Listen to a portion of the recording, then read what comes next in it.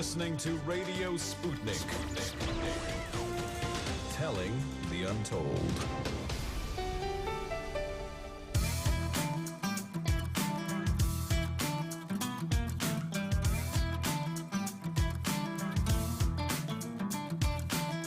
Welcome to Political Misfits on Radio Sputnik, where we bring you news, politics, and culture without the red and blue treatment. I am Bob Schlehuber. And my name is Jamal Thomas. Let's get ready to go against the grain.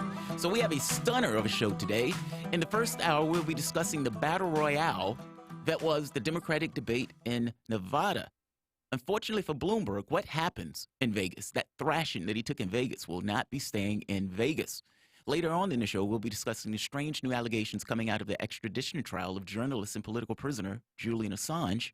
And we are also tracking the Roger Stone's sentencing. And as information is released, we will be dropping that information to you. Feel welcome to join us and give us a call at 202-521-1320. That's again, 202-521-1320. That's if you have anything to speak of on this topic or any of the other topics that are going on currently. Before we move into the other topics, though, I have to start here at last night's national Democratic debate that took place in Nevada. I watched that debate, and at the end of that debate, I thought to myself, God bless America. God bless America. Last night was a win for democracy itself. In the words of famed street pharmacologists and philosophers, NWA, don't get high on your own supply. Somebody should have told that to Bloomberg, one of those people that he's paying 3 and 4 times more than what those particular people are typically worth on a campaign. They should have whispered in his ear, sir, don't get high on your own supply. Talk about the level of transcendental hubris, not to mention total lack of self-awareness. What did Bloomberg think was going to take place when he got on that debate stage last night? On the show yesterday, I made the point that this may be a really good day for Elizabeth Warren. Ultimately, with all the woke stuff that she tends to do, Warren at her strongest suit was basically, I am against Wall Street. If I get the opportunity to hit a banker in the throat, I will hit a banker in the throat and try to get away with it. I full well believed her on that point. If nothing else, on that very specific point, that is her wheelhouse. That's what she's good at. So the notion of a billionaire getting into the race is just perfect for her. And she, and for Sanders, Bloomberg was a perfect foil. But it wasn't just the lefties on the stage that Bloomberg annoyed or greatly rubbed the wrong way. Bloomberg, who's only been in this race for a few weeks, these other campaigns have been in this race for almost a year. Bloomberg, for the most part, instead of getting up public support, instead of having it clamoring, trying to pull him into the race, motivated by his own self-interest, he gets into the race as if he is the thing that is going to hold back the night that is Bernie Sanders. The interesting part, though, the other centrists, Bloomberg's race or him getting into this race directly adversely affects them, meaning the notion that this guy is going to spend $400 million. The next closest person, if I'm not mistaken, is Sanders with $40 million, but $400 million in regards to ad buys. He's going to be paying people all of this cash in order to get them to support his campaign, the billions that he was dropping from the standpoint of into the Democratic Party over the last 3 years to purchase the machinery. It's not just the money directly, by the way, that he's given to the party. It's also the money that he's given to people to endorse him, to organizations that are terrified of saying anything against him, and that know that if they back Mike now, that Mike and his billions will be backing them later. This was not an issue of public will. Mike Bloomberg, somewhere along the way, started to believe the polling. He started to believe the fickle audience that has been looking at the various members come in and come out, and for the most part, flame out. Joe Biden, Klobuchar, and Pete are directly hurt by Bloomberg being in this race because Bloomberg has sucked all the air out of the room. Again, they've been putting in the work for the last year. Bloomberg has gotten into this race just over the last few weeks. And for that billionaire to then have the temerity to say that they need to get out the race, and this race is between him and Sanders, mind-blowing. Of course, none of them were going to take that well. All of the campaigns had been telegraphing the attacks that they were going to use. Racist, sexist, misogynistic, vulgar, all of these words. They had no issue with wielding these particular weapons against Bloomberg. And I thought What is he going to say? Maybe he's used all of those billions in order to have this great debate prep. How is he going to answer the claims of vulgarity, the things that he's said over the course of his career? How is he going to answer any of this stuff? And why on earth does he believe that this is not going to come up as the topic of conversation? It's as if he was massively unaware of the attacks that were going to be leveled against him. Honestly, the key question here, and I think the main question, is Bloomberg's campaign over with before it even got started? If you look back at the old debate performances, they may call the debates a degrading experience, but these debates do matter. Kamala Harris attacking Joe Biden, popping up in the polls immediately. You might have even forgotten that top-tier Kamala Harris was even in the race, because within the first, or let's say the second debate, Kamala Harris ended her campaign in 60 seconds with Tulsi Gabbard eviscerating her in front of a live audience, with her not having the ability to respond or to explain. The debate performance was the thing that ended Kamala Harris's campaign. You can make the same thing with Amy Klobuchar. Klobuchar gets a bump in the last debate going into New Hampshire. That gives her and allows her to outperform in that particular debate. The debates matter. That's the thing that the public is going to use when they're thinking about you as they go into the polling location. The key here, though, is Bloomberg is on a debate stage when he is not even running in Nevada because, again, Bloomberg decided to not get into the race until after South Carolina. There is no clamoring for Bloomberg. You may have the public, they say, yes, he may be more electable. Fair enough. But again, the more electable thing just has to do with the respect for the cash that he's been dropping into the process, the endorsements that he's been getting, again, by buying the various mayors throughout the United States or putting money into the other people's campaigns. But let's just be very clear. This is an oligarch that was running as a Republican that is just as apparently belligerent, just as racist, just as misogynistic than the Republican that is currently in office. And the notion that liberals are making this argument somehow that one quantity is somehow lesser than the other quantity, meaning many of these liberals right now are trying to make the argument that Bloomberg is a better choice than Donald Trump, even though their attributes, for the most part, are relatively the same. A misogynistic, vulgar, racist Republican who they want to take out a misogynistic, vulgar, racist Republican. This, by all measure, and Bloomberg's flaming out, is a win for democracy. If you are not on board with the notion of an oligarch being able to come in and spend $400 million, potentially up to $1 billion in the primary, we're not even out of the primary, in order to swamp and to stop the guy that has a multinational, multiracial, multi-ethnic coalition of the working class. Meaning the guy that has actual legitimate support, the guy that actually have real people agitating and going to the stadiums, blowing out auditoriums. That's the guy that this plutocrat, this 1% of the 1% of the 1% want to stop and kneecap. I am not a fan of necessarily everybody on that debate stage. And I certainly have certain qualms with Elizabeth Warren in the way that she's run this race. But I would tell you this.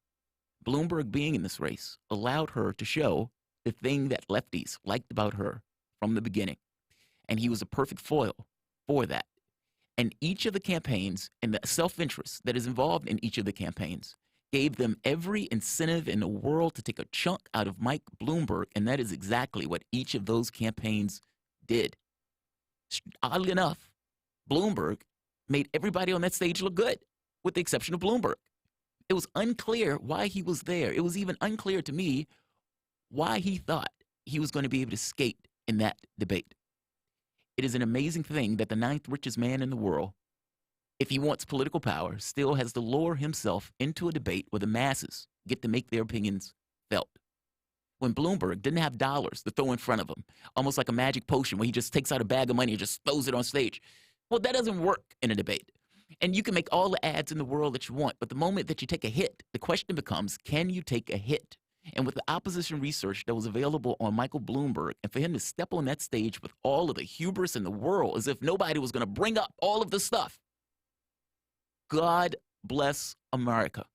That's what I'm going to say. What do you think, Bob? Is Bloomberg's race over? I mean, ultimately, it's a lot of money. I don't like to make proclamations. Actually, I do. This kind of prognostication thing. But I do think it's a fair point They say that we've seen movement in these debates when somebody has had a train wreck of a debate. And by all measure, by all notions of how good or bad a debate could go, this was probably one of the worst debate performances I have ever seen in my life. So the question becomes, can Bloomberg withstand? Look, by all measure, there was somebody on Twitter who was watching at a watch party at Bloomberg's headquarters. And we're going to show you some of these clips. But when Warren was digging into him on this notion of whether or not he's going to disclose or allow all these women to be released from their non-disclosure agreements, and he has to sit there and argue, no, it's a consensual non-disclosure agreement. They are totally on board for not explaining the abuse that they suffer at my hands. Like, that was a brutal, brutal finishing. Does he withstand this? What do you think? Yes, I think he does. I mean, because he's gotten to where he is in the polls without actually having any policy or having said anything. He's bought his way. So I think he's not done right now. I think his best bet or best hope is try to unqualify for next week's debate. I don't know how you do that, but if there's somehow we can like unqualify him, like, I shouldn't be in this, guys. I should wait until Super Tuesday.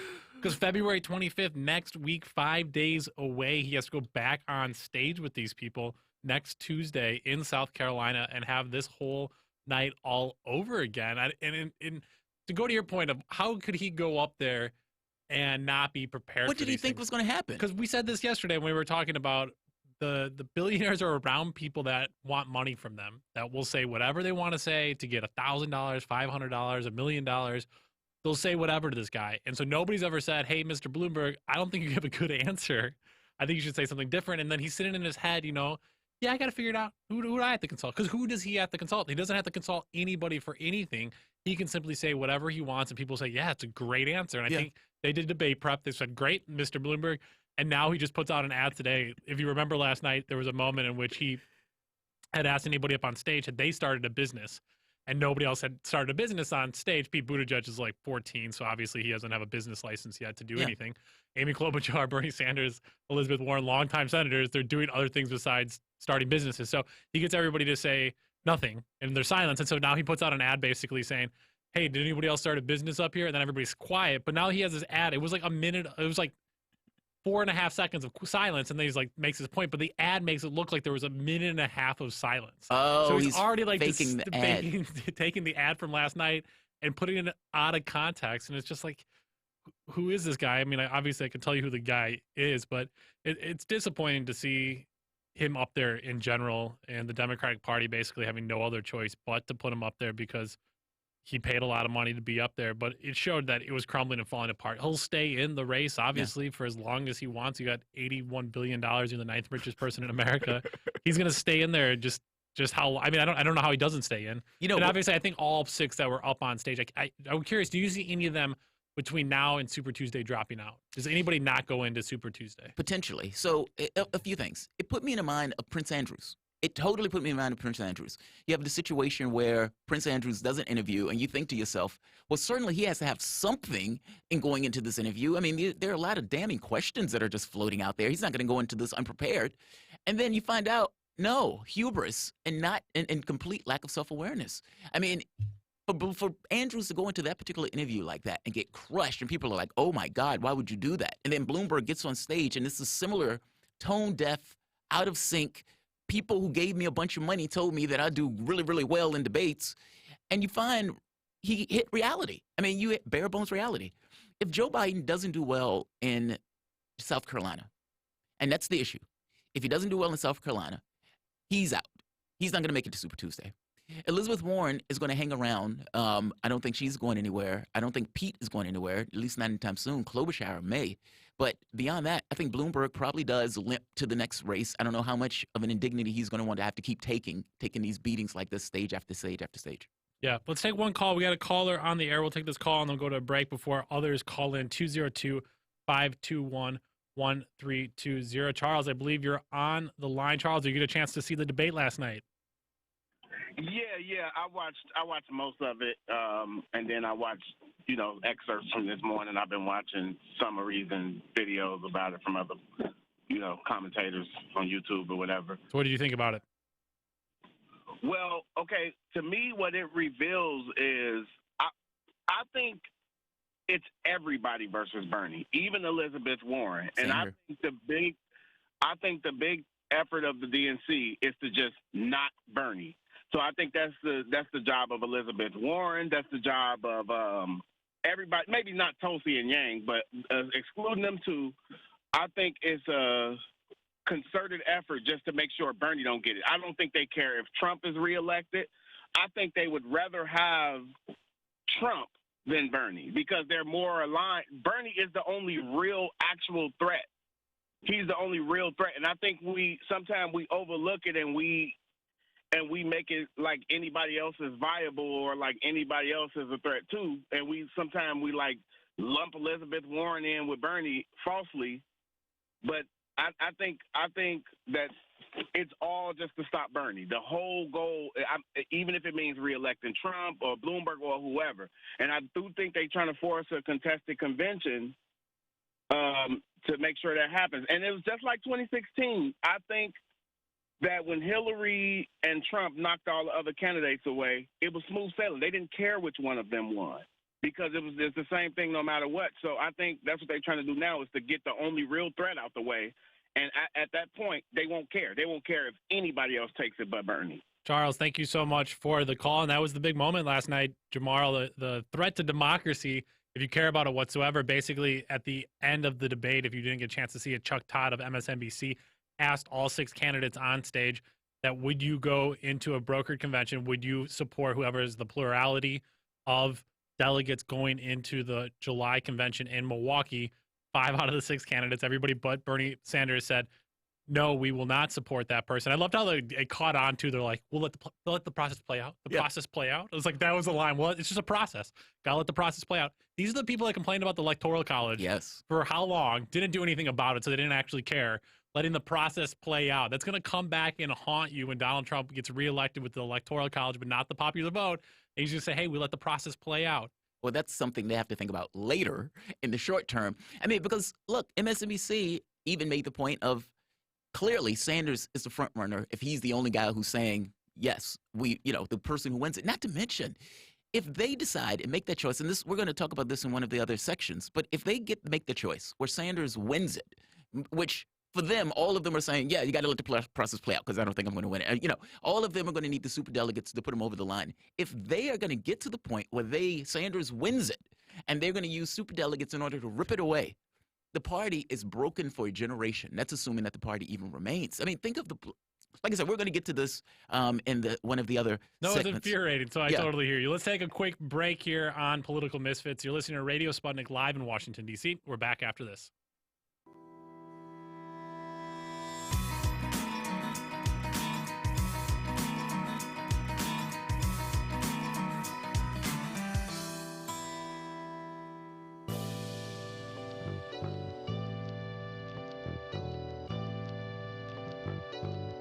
What's the most important hour of the day? It's the Critical Hour with Dr. Wilmer Leon. On this show, we don't just deliver the latest headlines, we divide the real from the fake. Tune in to hear from some of the most brilliant political minds of today, get in-depth news and analysis that goes beyond the surface and dig straight into the details. Set your clock to the Critical Hour for a news perspective unlike any of those other guys. Tune in to the Critical Hour with Dr. Wilmer Leon, weekdays 6 to 7 p.m. Eastern, and catch us on Facebook Live. You're listening to Radio Sputnik.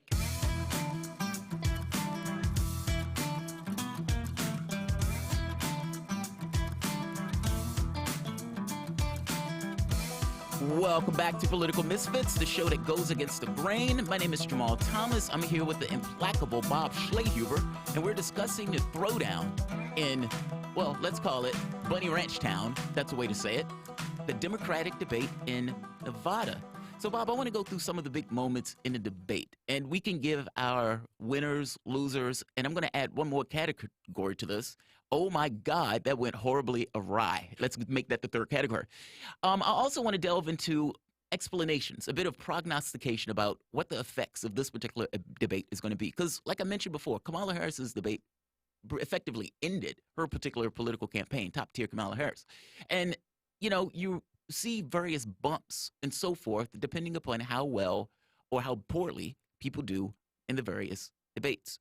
I think the biggest story by far, and I think there are two main ones, but the first one is the complete and total collapse, the utter unpreparedness of the ninth richest man on the planet, Mayor Stop and Fondle himself, Michael Bloomberg. Feel free to call us at 202-521-1320. That's 202-521-1320. If ninth richest in America, I'm sorry. Thank you. Ninth richest man in America. So let's go through some of these clips. So the very first one, and I think probably the one that went the most viral, Bloomberg getting asked about his sexual harassment history. Now, this is what I mean when I say the tone deafness or the lack of self-awareness. You're going onto the presidential debate stage with a lot of people who want to be president. Some of these people have been running for president forever, and you are sucking all of the air out of the room, meaning right off the bat, they don't like you, not to mention you told them to get out the race after they've been running for a year, have some level of real support, and for the most part, you've just bought your support. So right off the bat, you have a lot of politicians that are angry at you. And what this looked like was a person who essentially pretended to be a boxer on television getting into the ring. So the first clip I want to go to, Bloomberg is asked essentially about the sexual harassment claims and the hostile work environment they asked. So Bloomberg tells Warren that he has been nice to some women. Let's listen to this clip. I have no tolerance for the kind of behavior that the Me Too movement has exposed. And anybody that does anything wrong in our company, we investigate it, and if it's appropriate, they're gone that day. All right. That's his case. Basically, when asked about it, look, if there's any problems, the investigation, those people will be gone. Bloomberg later on makes this argument of, I've put women into positions of authority. Listen to how Warren leads into this, because ultimately this allowed her to lead into this argument of, yeah, you're a little bit of a risky prospect, buddy, and you have a lot of women who would speak out if they had the opportunity to do so. Let's hear Warren. I've been nice to some women. And I hope you heard what his defense was. I've been nice to some women. That just doesn't cut it. The mayor has to stand on his record, and what we need to know is exactly what's lurking out there. He has gotten some number of women, dozens, who knows, to sign non-disclosure agreements, both for sexual harassment and for gender discrimination in the workplace. So, Mr. Mayor, are you willing to release all of those women from those non-disclosure agreements so we can hear their side? That is brutal. Are you willing to release all of these women from the non-disclosure agreements? Now, right off the bat, you're on a debate stage. You're having a conversation with a woman who's very angry at you and does not like you, and she's bringing up a perfectly valid point. You've had a hostile work environment at your various companies, and you're telling us on this debate stage that if anything goes wrong within the company, that you make sure that gets sussed out, that all of these reports about the women who are being abused and harassed by you over the course of these years, that there's nothing to see here, folks. And Warren is making the point, no, there is something to see here. Otherwise, you wouldn't have those non-disclosure agreements. Warren ties this to electability. Let's play the electability clip. We have a very few non-disclosure agreements. How many is Let me that? finish. How many is that? None of them accused me of doing anything other than maybe they didn't like the joke I told. And let me just put... They didn't like that. Agreements between two parties that wanted to keep it quiet, and that's up to them. They signed those agreements, and we'll live with it. So wait, when you say it is up to... I just want to be clear. Some is how many? And when you say they signed them and they wanted them, if they wish now to speak out and tell their side of the story about what it is they allege, that's now okay with you? You're releasing them on television tonight? Senator, no. Is that right? You heard him say, no. And you can hear Joe Biden in the background. We're not going to play his clip, but Joe Biden is in the background. He's like, oh, man, come on. Let me say something. Yeah, because Joe Biden is making this basic point that that's not the way NDAs work. It's not a consensual NDA. Both of us just got into this particular arrangement and, the company and me and so forth. And I'd let her talk if she wanted to talk. But we have an agreement that's not how that works. No, and reading on The Intercept, there was a woman that was married to somebody that was writing for Bloomberg, and he was writing an investigative report about Bloomberg's relationship with China. And then into it, he was talking about some financial disclosures that Xi's family, the premier there, has with different financiers and how his family was well connected. And it comes with basically threat. They're saying, don't write this, don't put it out there, don't even talk about this. If you don't put it out there, your kids' lives could be in threat. We could damage your well-being. We could take away your moving expenses. We can make so all of these threats come, and then at the end of it, that's when the NDA comes, right? It's not like bad joke, let's go sign the NDA. No, it's like threats.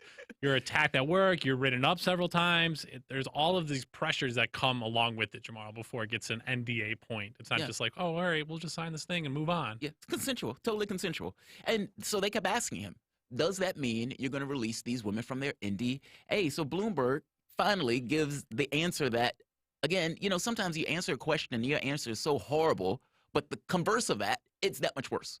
So he ends up with this last point on whether or not he'd release the NDAs. Let's hear Bloomberg. I will not release them. I said we're not going to get to end these agreements because they were made consensually, and they have every right to expect that they will stay. They have every right to expect that they will stay. Consensual NDAs. I love that. I mean, let's be honest. Let's be honest. With all of the claims against Bloomberg in regards to this hostile work environment in regards to women, do we honestly believe that if the women had the opportunity to speak without being sued, that they wouldn't take that opportunity?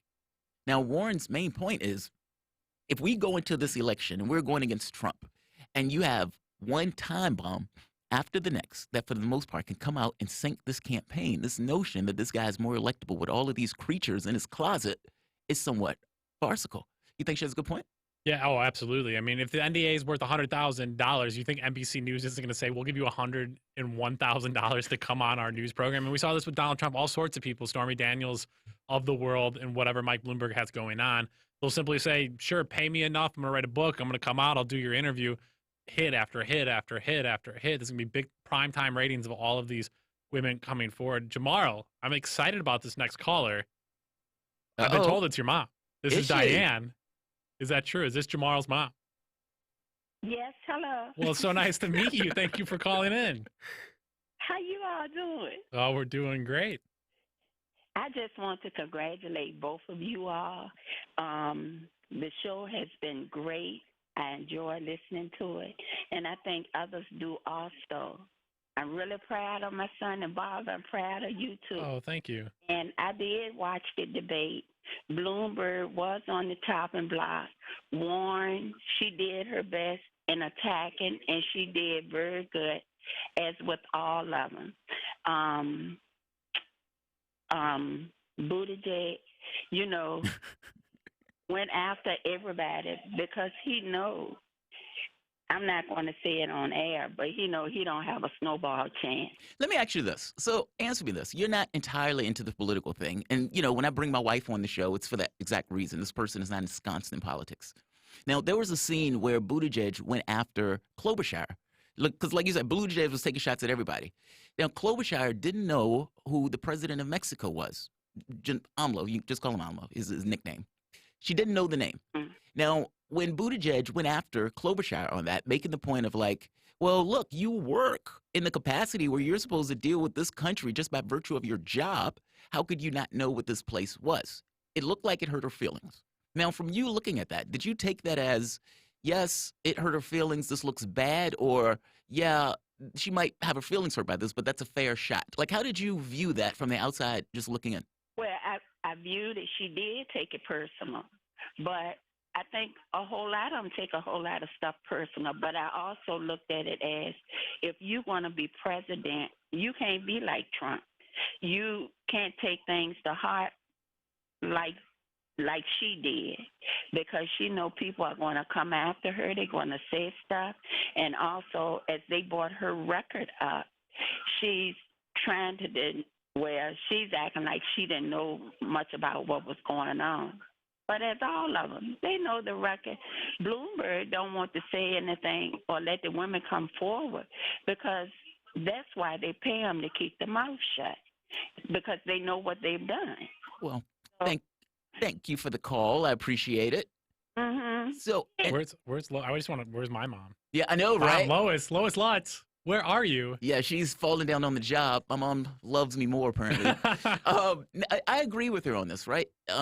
It looked bad. You know what I'm talking about, right? There was an attack where Buttigieg essentially leaned in on a question. These two do not like each other either. If you've been watching the first 8 debates before this one, they were not fans of each other at all. Not in the least. They have been going after each other. But on this one, she looked like her feelings was really hurt. Yeah. I mean, like Amy Klobuchar, I always call her mean girl because in the New York Times, they made the story. It's essentially she's angry and mean to her staff. I mean, throwing things at her staff, always blaming her staff for issues that go on, believing that she works harder and is brighter. And if there's any issue, finding somebody to blame. That question on the Mexico issue where they said, do you know the president of Mexico? There's a scene where she turns and looks at somebody in the corner. And you're like, oh, God, that guy is going to get fired. Now, she's totally going to blame that guy who's sitting in the corner for her not being able to know the name. But it looked like she was like, what do you mean I'm not smart enough to do the job? What are you saying? I'm dumb? I'm dumb? Is that what you're saying? Yeah. Like she was bothered by that. And it looked bad on both. I mean, because it seems like she was, if you're that prickly, you probably shouldn't be doing the job. Yeah, I don't buy much into her staff treats her poorly kind of I don't buy argument that, because yeah. it just seems like dudes do that all the time and they're not criticized for it. And so that aside, yeah, she does not have a poker face being in Las Vegas. You got to just kind of take some stuff on the chin sometimes. No, you did not know the president of Mexico's name. Yeah. Do you sit on major committees that need to know the president of Mexico's name? Right. Yes, that does not look good. But when you get attacked by Elizabeth Warren saying your health care plan is basically the size of a Post-it note, Oh, God, that's funny. and you are putting canned jokes in there, oh, there's the big fight this weekend. Like, it's just none of it connects really well. And the thing that frustrates me the most about Amy Klobuchar is, one, leave Pete Buttigieg alone. He's not ahead of you. It's Bloomberg and it's Sanders. Yeah. Focus on who you need to be focused on. And she also just drives me nuts because this whole idea of the moderate, the independent, those people don't exist. There's no such thing as a true independent. There's independents that are to the left of the Democrats, that are nowhere close to the Democrats, they're libertarians, they're the right of the Republicans. And she constantly talks about people that don't actually exist anywhere. And she's speaking to Democrats and the kind of conservative Democrat, and just say that's who you're talking to. You're talking to a certain populace about talking about another people. And that's what drives me nuts is it's so disingenuous because she knows there's no such thing as a moderate or independent. She's a smart lady who is a senator who for a long time knows what she's doing, but she's not playing to the league she needs to play in when she's up there last night, and she embarrassed herself. I thought Pete Buttigieg also fell flat throughout the debate. Not a big fan of Pete Buttigieg. And the fact that the last week, and we should play this clip here when we get to it about Bernie Sanders and him having to apologize for his supporters and being too divisive. Yeah. Pete Buttigieg's whole thing is, look, you're going to have two extremes that are left, Bloomberg and Sanders, and these two are going to leave people in America without anyone to turn to, and nobody actually supports them. Well, you know what? A lot of people support these two. They're two of the front runners. So you're basically saying, if you support these two right now, I'm discrediting you as something that's extreme. If you're not supporting those two, then we're these other people that are fighting over here. And so right there, he divides you. And then he talks about Bernie Sanders wanting to burn the whole thing down. Yeah. That divides him from Sanders. So every move that Buttigieg takes is a divisive kind of statement. And then nothing is rooted in fact of what he says. Yeah. And so throughout the night, he constantly is divisive in so many different ways, but he plays it off as, I'm the 38-year-old cool gay guy from South Bend, a college liberal town, bro. That's like 100,000 people that you didn't even do a good job. All the black people there hate you, but you're going to unify us all? Get out of here. That's divisive. Yes. Why is nobody talking about Pete Buttigieg being divisive? Why is nobody talking about his 40 billionaire donors being divisive in America and dividing classes amongst themselves and then pretending there is no class? Yeah. That stuff drives me nuts because it's incredibly disingenuous. Let's take this call real quick. Here we have Brian. Brian, thank you for calling into Political Misfits. What's on your mind? Hey, how you doing, guys? Congratulations on the show. Thank you. Hopefully you're not getting no feedback from me being outside. But the debates was crazy. Bloomberg looked frail, like I thought he would, But and Biden, he did okay. You know what I mean? Even though he was looking lost. Well, that's the thing with Biden, right? I mean, he needs to be coherent. He needs to show aggression. And the problem is, even when he could throw an attack per se, he was still dodgy with it. Like he couldn't necessarily get his words right. He seemed slow off the jump. But go ahead. I'm sorry. No, you good, Jamal, man. I've been following you for a while, man. This is Rocket Strike, if you don't remember my tag on YouTube. But anyway, Klobuchar, the way to describe her, like she did terrible, first and foremost.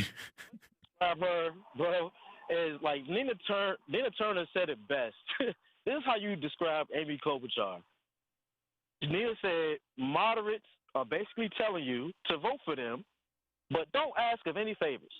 So Amy Klobuchar is telling everybody to vote for her, but don't ask me about no college for all. Don't ask me to do no favors. Just vote for me. That's Amy Klobuchar. You know what I mean? So she's done. I hope she's done. You know what I mean? I hope nobody gives her a boost or anything. You know what I mean? So that's that on her. Pete is Pete, man. You know what I mean? Jamal, you covered Pete. You know what I mean? He's just a liar. He's a mouse. There's nothing else I can say about him. You know what I mean? I'm just looking over him. But Warren, she did good. But I'm going to say this. She is a snake.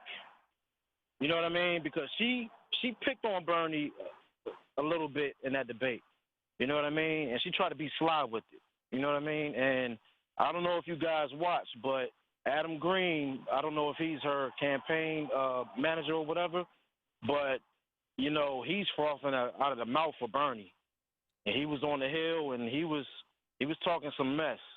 You know what I mean? Versus going after everybody else, her campaign is actually going after Bernie. So I don't like that, and I don't like what they're about. But Bernie did great. He won a debate to me. Elizabeth Warren, she did great too. She won a debate as well. So that's my call, man. Appreciate you guys. Brian, appreciate you so much. Adam Green is the head of the Progressive Change Campaign Committee, which is kind of a wing of the Warren universe. Breaking news here: Roger Stone sentenced to 40 months in prison, not 7 to 9 years. 40 months. We'll talk more about that at the 1 o'clock hour. Seems about right for what he did, the punishment. We'll now see if Donald Trump pardons him or not. I was surprised last night that the William Barr, DOJ, Donald Trump really not that big of a part of the debate last night. Yeah, it didn't come up. In many ways, a few people kind of said, oh, he's the most divisive person. Elizabeth Warren, that opening blow of kind of setting up, thinking she was going to talk about Trump and his billions and all Bloomberg. the comments, and just swings right at Bloomberg. What a brilliant opening swing by her. Because everybody is so focused on Trump at these debates. And I said that yesterday, please just leave Trump alone. That's not the conversation right now. You need to be talking amongst yourselves and let Warren attack Sanders throughout. Why not? I mean, he is the front runner. At some point, she had to differentiate and take those swings. She has not done it well. She kneecapped herself in many ways. The whole Pocahontas name and nickname to her, former Republican, all of those things had plagued her so much. But at some point, she obviously has to attack. Well, she has to create – well, there's a catch. I mean, ultimately, Sanders never attacked her. And they were going in this campaign as if they were having a pact, like they were a friends pact. We aren't going to hit each other. We're just in this together. We're fighting for the left. And that only lasted up until the point where she started to lose. When Sanders was falling in the polls, he never responded in that way. I think that's the issue that people take with this. It's not so much that candidates can't make contrasts. I mean, we were screaming for him to make contrasts for the longest time. He just never would. And even now, he never does, especially when related to her. He continues to act as if she is his friend. She's not his friend. She's there for very specific reasons of either winning herself or being a proxy for the party to hit him in the knees. I don't know. At this point, it seems that everything else has shown that to be somewhat true, if nothing else, the way she's been operating her campaign. And by the way, talking about Pete before we go to a quick caller, Pete just got caught again. Once before, Pete got caught talking about African Americans with all of these different 400 African Americans and everything else. So recently, it came out that Pete Buttigieg has done something similar, trying to claim that he was in partnership with various places in Nevada. Now, the restaurant owner comes out and says, that's not true. We never told him we were in partnership. after which Pete contacts the woman, trying to get her to recant and get along more closely along with her story. Now, the catch here is this is not an issue of positioning. This is an issue of either she was supporting him or not. And if she wasn't and he said he was, then that's just a lie. And this is, once again, where the media lets him skate on this. I mean, the guy comes out and says, I won Iowa. They still don't know who won Iowa. And now, there are 400 black people that support me, including these other 4. None of that stuff was true. And Frederick Douglass, too, supported him. Yeah. Frederick Douglass, yeah, that's right. He was in the civil rights, yeah, et cetera. But you know my point. Like, they let him get away with this in such amazing ways. So we have a few calls here. We have Michael on the line. Michael, you want to talk a little bit about the debate and the Democratic convention? Hi, yes. I'm calling from Milwaukee, all right, where the DNC will be in 2020. So I will be on the ground there protesting and taking part in the whole deal. And I don't think Milwaukee's ready for this. I really don't. I mean, hotels are going up, but we're talking 500,000 people on the streets. It's going to be crazy here. So, again, thank you for taking my call. I really appreciate it. Absolutely, man. Thanks for calling in. Yeah, I mean, you have July. It's right around the corner. A lot of infrastructure has to be built in Milwaukee still. And Milwaukee, for people's memories, is ranked, according to some people, I think it was like USA Today, one of these big conglomerates that put together useless talking points on stats. So to use it as a point, but it's at least a point, is Milwaukee's one of the worst cities in America for black people. And when there was police shootings there, it had one of the largest uprisings next to Baltimore. I think it was a gas station got burned down. Oh, wow. And so Milwaukee is not, a stable city, a city at peace. It has a lot of friction amongst different communities. It has a lot of poverty in that city. A lot of people that are angry at both the Republican and the Democratic Party. Yeah. And if you get the masses riled up and you basically say, plurality, sure, Bernie Sanders, but we're not going to give you the nomination, and say he wins Wisconsin, wins Milwaukee, people are not going to be okay with this. Like, they're going to, 500,000 people, hundreds of thousands of people.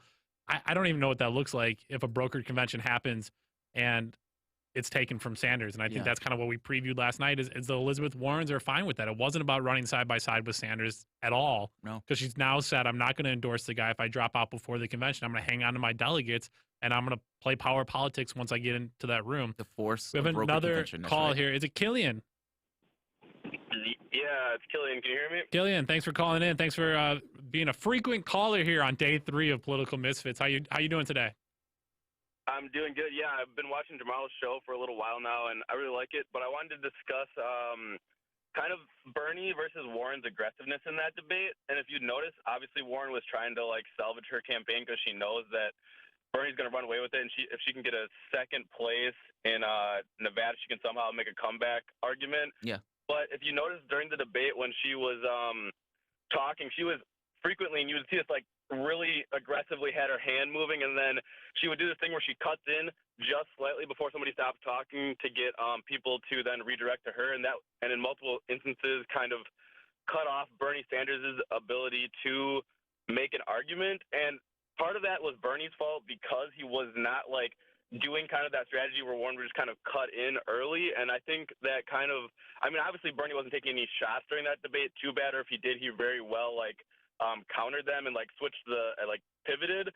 But it seemed to be that Warren was just explicitly attempting to kind of silence Bernie because she knew that if Bernie was to come out with that debate as the winner, that she would have no standing in that debate, which was very interesting. So I just wanted to comment on that. And then with the Milwaukee thing, I'm actually from Wisconsin. I just graduated from college and everything there, and I know a bunch of people that want to go down to Milwaukee for that whole debacle that's going to be the DNC convention. And I think the other caller said, I don't think they're ready for the mass problem that's going to culminate when they're going to try to take the nomination from Bernie, as those 5 candidates said that they're going to try to take the plurality away from Bernie.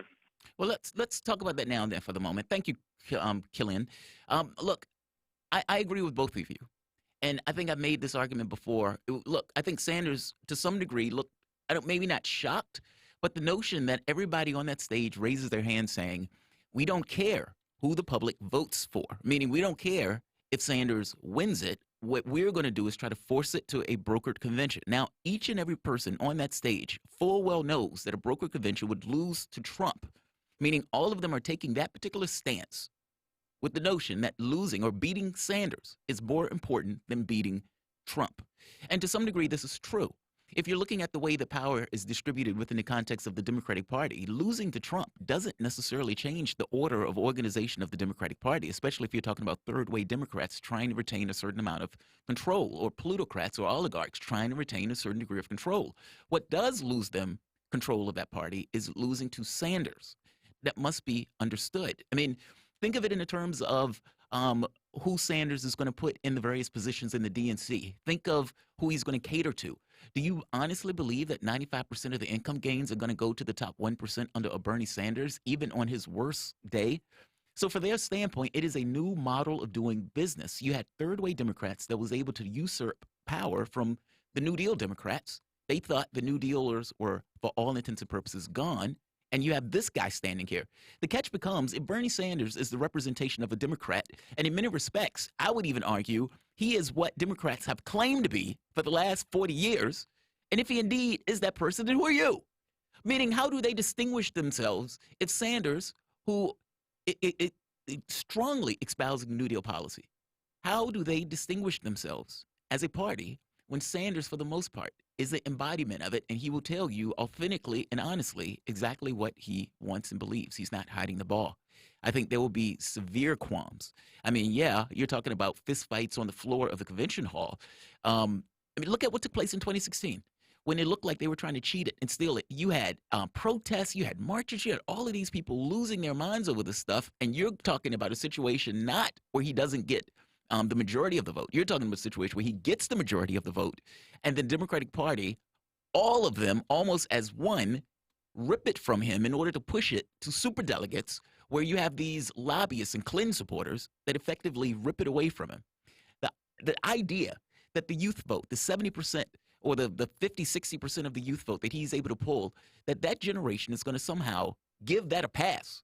No, not so much. Look at what took place with African Americans in the Democratic Party, where you had all of these people jump into the Democratic Party for a generation after all of the, you can do what did Clinton call them, the quote unquote deplorables, or essentially people jump into the Republican Party after the civil rights legislation was passed. Do they honestly believe this is going to be that dramatically different now from a youthful generation that believes that you stole it from them in 2016 and you're stealing it again from them in 2025? No, yeah, and to talk about Wisconsin, 2016, Bernie Sanders wins Wisconsin handily, 56% to Hillary Clinton's 43%. Mm-hmm. Just to the west of Milwaukee, you have Madison, the University of Wisconsin there, a huge liberal school. Yeah. So you have a lot of students that don't have to travel but an hour to get to the convention. These are huge Bernie Sanders support. He won that county, Dane County, by 62%. And so he's going to be surrounded by big-time supporters in a pretty progressive lefty state there come Wisconsin.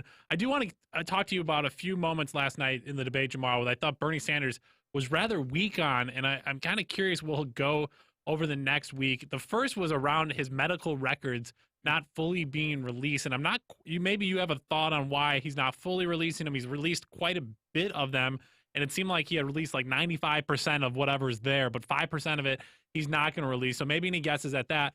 And then the second thing I want to talk about, again, is this ridiculous notion that he needs to defend random Twitter users that are randomly attacking people. And instead of just simply saying, look, I apologize for anybody that uses my name. I have not told them to use my name. I am not them. I promise you. Anybody that's related to my campaign, on my campaign staff.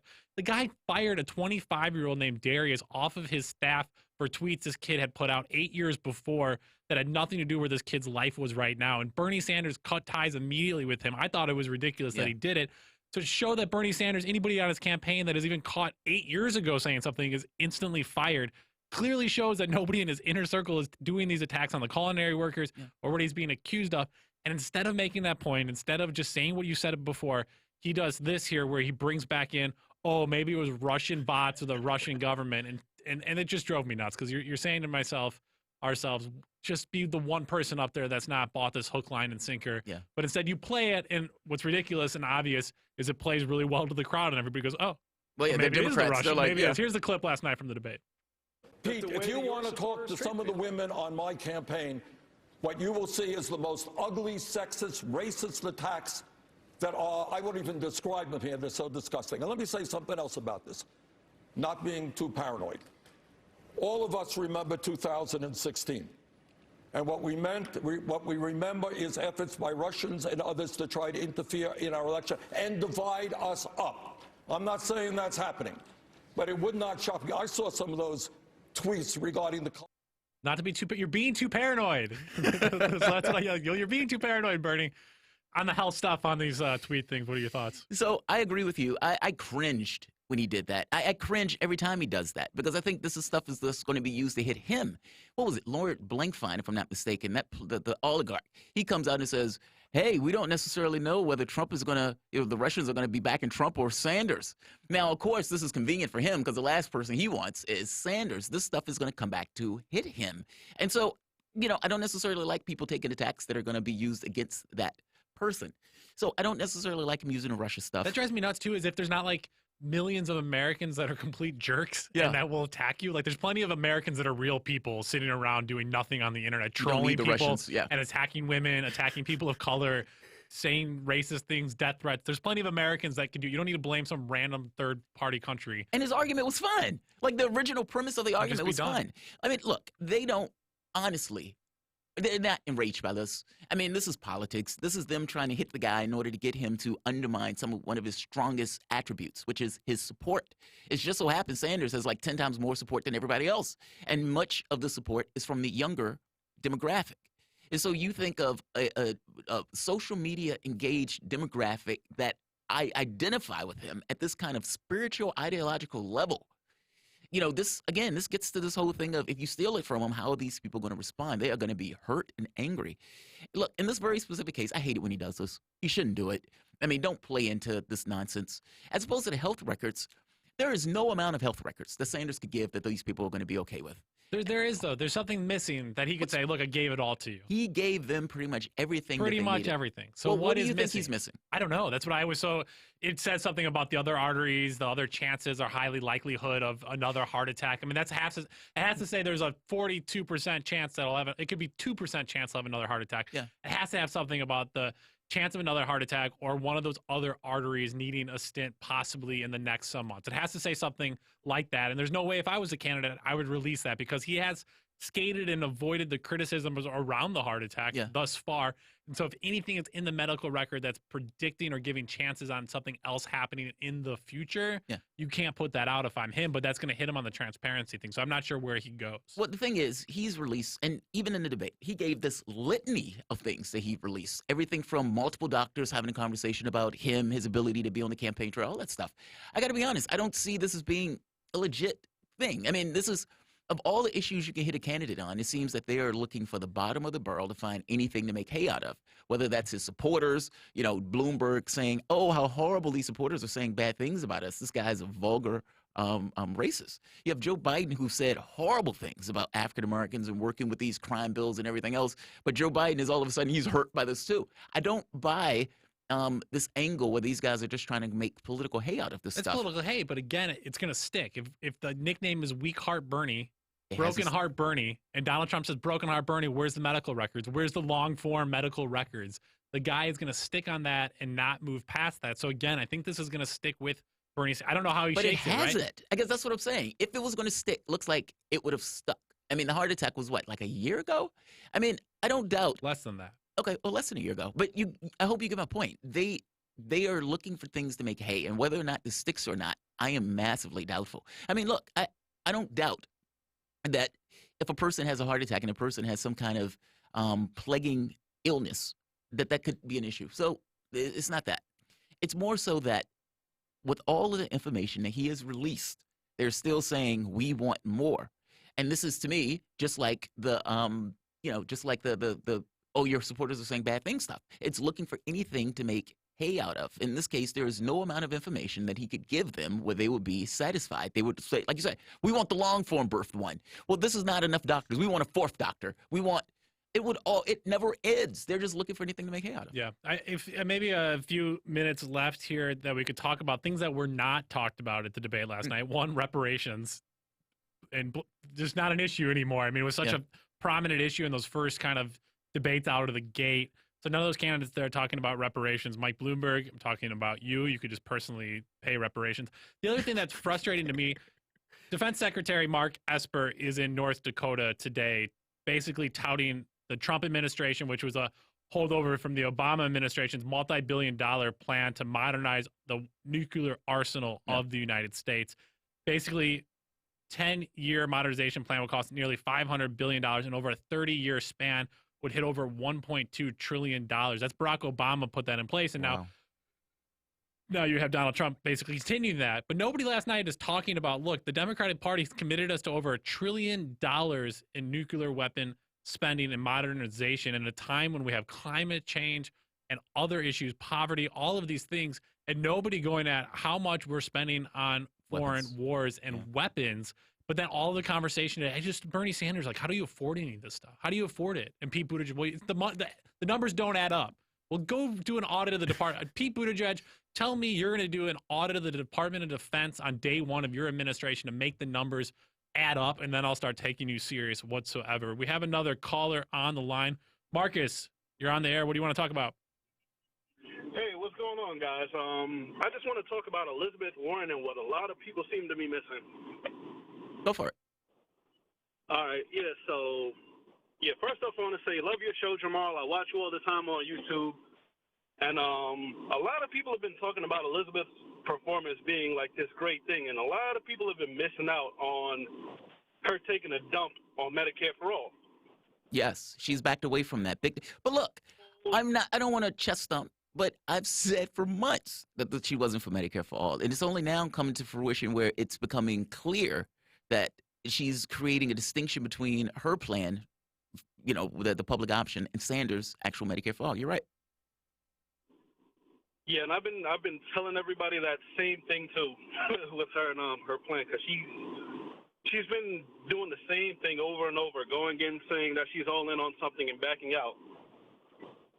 That's great, Marcus. Thank you so much for the call. And if you're the same Marcus promoting our phone number to call in on the YouTube channel, thank you so much for doing that. 202-521-1320. We'll take more calls at the turn of the hour.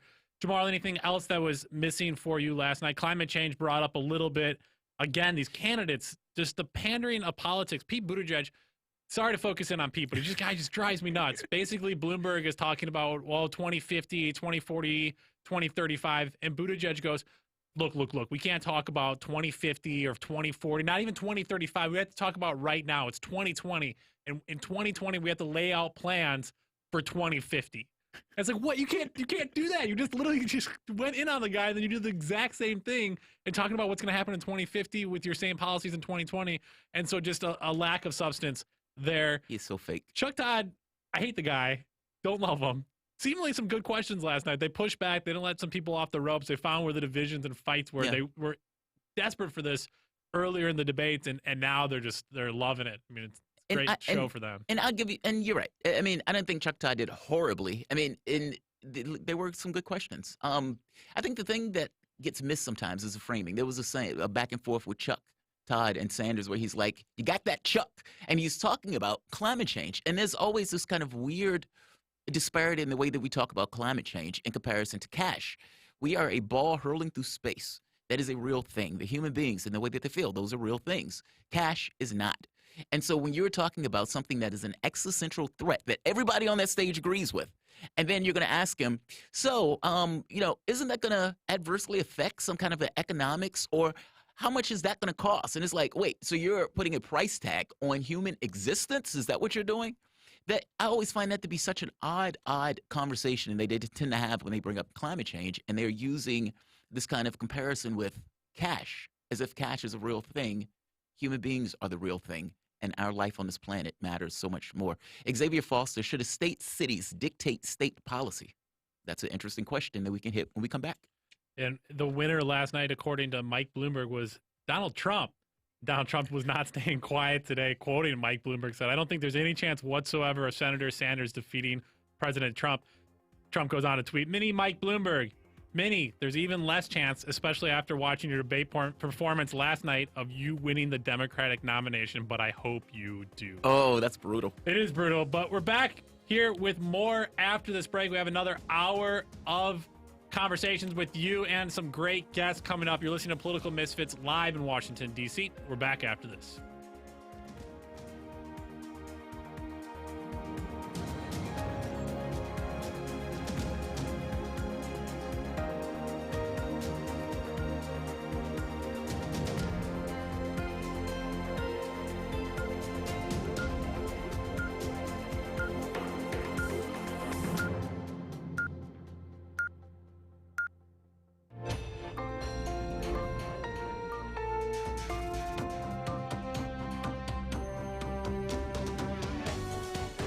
Listening to Radio Sputnik. Telling the untold.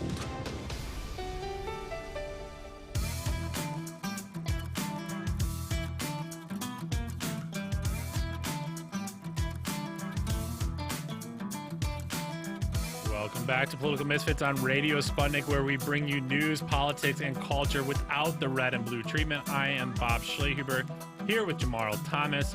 Get ready to go against the grain.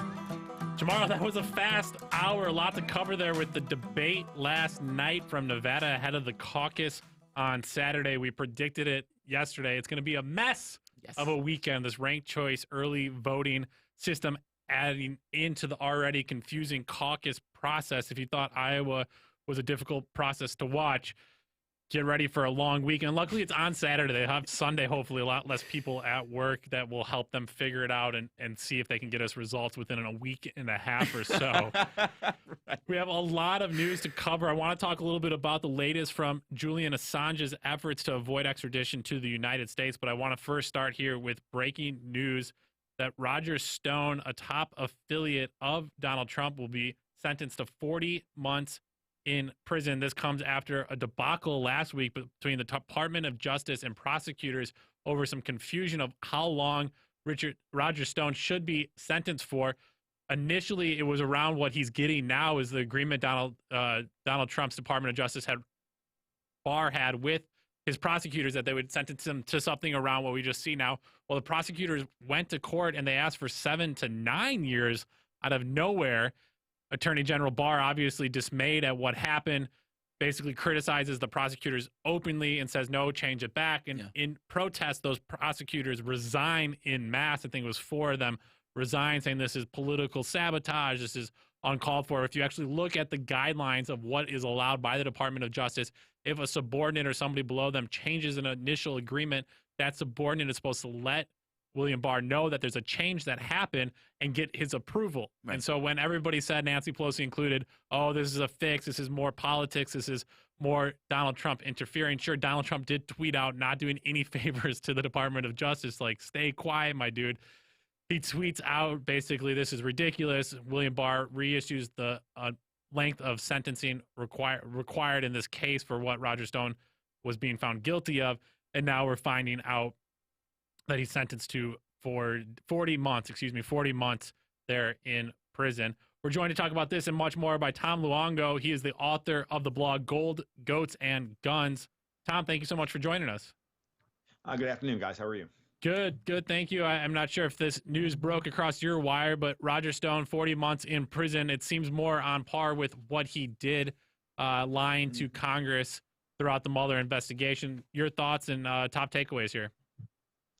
To me, it's kind of a non-story. I think the story here was what you just touched on in the intro, which is that the Democrats tried to make political hay out of something that was that they overreached on in order to create political hay so that they could continue the process of trying to put some pressure on Bill Barr as Attorney General and try and cause a split between someone who is an obvious ally of Donald Trump's at this point. And that's, to me, is the story more than anything else. And, Stone got himself involved in stuff that I'm not even going to comment on Roger Stone because I don't really care one way or the other. So, as far as that, it's a good thing, actually, in the end of the day, that this man's not going to jail for 9 years for nothing. He's going to jail for 40 months, and that's fine. Yeah, for the charges here, Jamal, just to yeah. remind our listeners here, in January 25th of 2019, Stone was arrested. Siege in the morning, arrested in Fort Lauderdale, Florida, in connection with the Robert Mueller special counsel investigation, and charged with indictments, witness tampering, obstructing an official proceeding, and 5 counts of making false statements. Wow. Yeah, the thing about it is, guys, is that, and I mean, I'm going to amend my earlier statement because I have to remind myself a lot of what's going on because I've been thinking about some other things. But Stone is being hit here with a process charge on something that at the end of the day was turned out to be ephemeral. Yeah. Right. That there was no. So at the end of the day, I'm fundamentally kind of against people going to jail for process crimes in connection with things that don't turn into, into investigations that don't turn into other crimes. Like if you really stop to think about what this is, the whole thing is terrible. But it's ultimately the big story is using Roger Stone as leverage in this insane power play amongst the politically disgusting up on the Hill. I think that's the worst part of the story. I agree with you. And speaking of people like that, we can talk about Julian Assange and other things as well, because it's the same thing. Yeah, I agree with you. I mean, for all intents and purposes, you've had people lie to Congress with much larger effects. I mean, Clapper lying to Congress, Brennan lying to Congress about spying on Congress. That's supposed to be overseeing it. And with Stone, they descend on his house like it was the Branch Davidian compound, like he had a bunch of people in the back room and he was about to set on fire. Mind-blowing stuff. I think the story is that. You know what I mean? Like the fact of using the governmental edifice to go after somebody in almost a punitive way. I mean, because they didn't have to go after him that way. Absolutely punitive. There's nothing almost about it, Jamal. I mean, it was punitive. And the fact of the matter is that Stone knew he was going to be arrested and was more than willing to walk up and turn himself in. So this was all show. It was all done to feed Rachel Maddow and CNN and the rest of them and the whole thing, and just to create theater out of nothing. And it's disgusting that people act this way and that they do that with our money. I mean, at the end of the day, like they do it with our money and our time, and they waste our time with it and everything else. It's fundamentally evil and tyrannical at every level. But ultimately, at the same time, Roger Stone knew what he was getting into by being, by in effect inserting himself. I mean, I'm not saying that Stone should have been treated the way he was. Absolutely. Should he be going to jail? Ultimately, at the end of the day, no. But of course, he also knows the people he's dealing with. Yeah. So at the end of the day, he's going to go to jail for 3 1/3 years and he'll probably only serve 40% of that. He's sentenced to 3.5 years in jail because he was, he decided to stand up for his friend Donald Trump. Well, and that's what it comes down to. Yeah, he injected himself into something that he didn't. I mean, because lied about not knowing something. Yeah, lied about knowing something he didn't know. It was like the Yeah. opposite of what you would actually arrest somebody for. It's so bizarre. I mean, and then threatening It to is. It's all terribly bizarre. It really is terribly bizarre. because nobody forced him to inject himself. I mean, basically, so people, in case they don't know, Roger Stone acted as if he was the conduit between WikiLeaks and Trump. Now, WikiLeaks kept saying, that's not true. This guy's making it up. And it became clear after a while that Stone didn't have what Stone said he had, in which case they went after him because he said he had information that he didn't actually have. That's so bizarre. And it was like the very act of going after Stone and prosecuting him gets across that there was no link between Trump and Russia. You know what I mean? It's such a bizarre case in the way they went after him.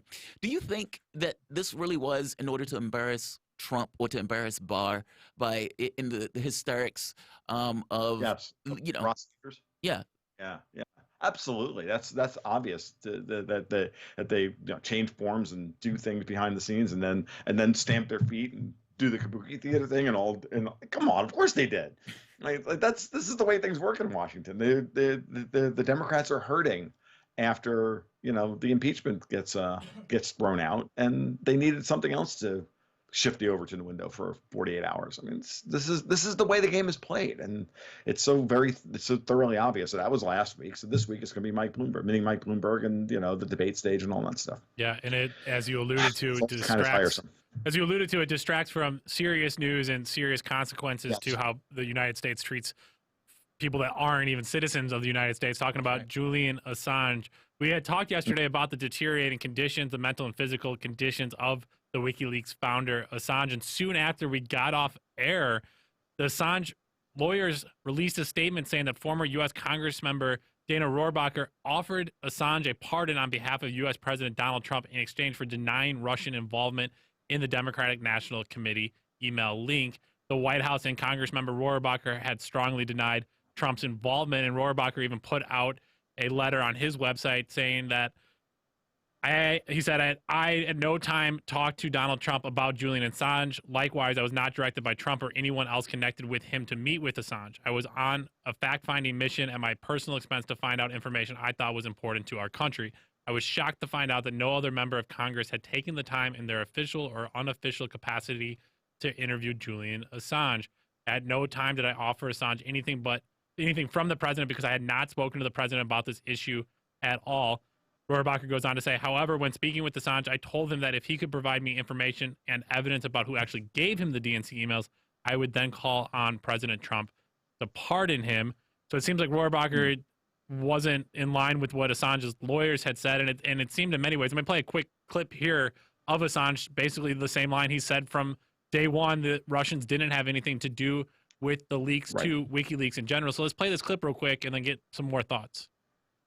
Can you say to the American people unequivocally that you did not get this information about the DNC, John Podesta's emails? Can you tell the American people 1,000% you did not get it from Russia or anybody associated with Russia?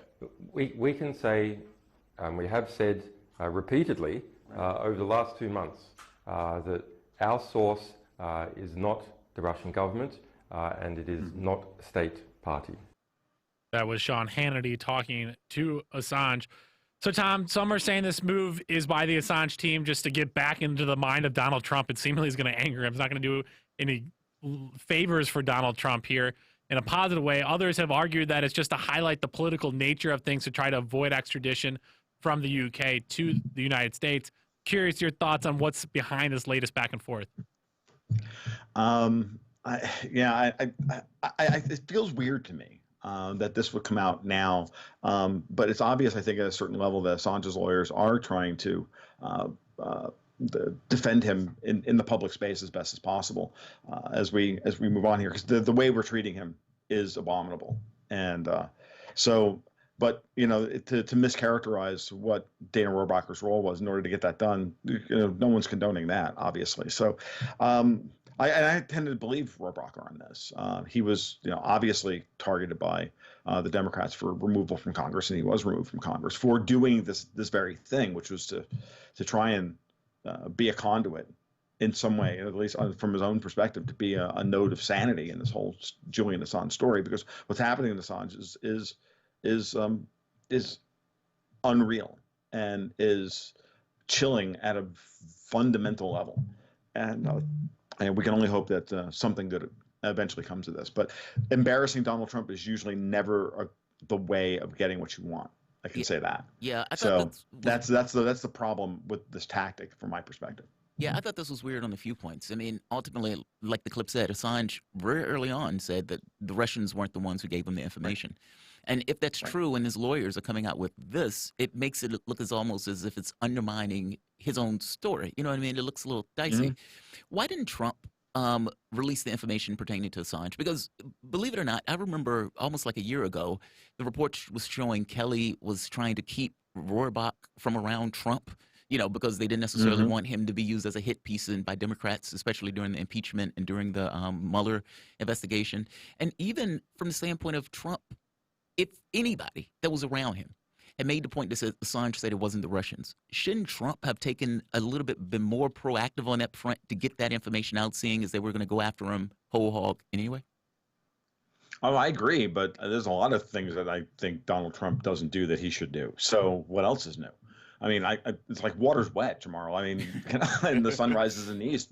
Trump has made so many basic tactical and strategic errors in dealing with his domestic opponents that I only have to wonder whether or not he gets just terrible information because he's so overwhelmed by the office itself and the fact that he's got other priorities on his mind and all these other things, or he's just doesn't know how to react to. He doesn't have the skills to properly address issues like this when he's looking at the politics of it.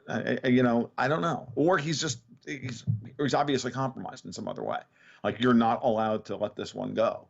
And I don't know why he didn't do this. I implored him. I wrote a half a dozen articles on this as was playing out. And unfortunately, this is long enough ago that I don't really even remember half of my own arguments anymore. But I was just like, dude, it's right there in front of you. You have to deal with this, and you should pardon or work with Julian Assange. You should do this, because this would end all of this that they're going after you with directly. But I can't, honestly, for no good reason can I understand why he has not dealt with this yet. But I mean, I guess it goes back to the idea that if obviously Julian Assange can say it wasn't Russia, and people can say, well, that's what somebody would say when it was Russia, kind of thing. And if you pardon him, then people just simply say, oh, Trump was working with Russia. Russia gave the emails to WikiLeaks. Yeah, no, I get that. So I'm curious. I guess that's one route. I guess I'm kind of curious about the pardon thing, though. Wouldn't the move be? Do you think any of the Democratic candidates, if elected, would then pardon Assange? We talked a little bit yesterday about why Assange isn't necessarily the most lovable, likable of all of the journalists that are out there. The whole country will mourn for Jamal Khashoggi, but Julian Assange basically informs us of all these corrupt officials and all of these different things around the United States and domestic spy and all these things. But he's kind of thrown to the wind because he dared to cross Hillary Clinton.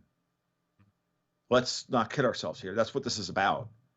Okay, and he crossed Hillary Clinton multiple times, and this tells you that she's still pulling strings behind the scenes, that she still has power. The whole and it's not just Hillary, because there's all these other people and all these other stories that we talk about, Ukraine and all this stuff. They're all tied together.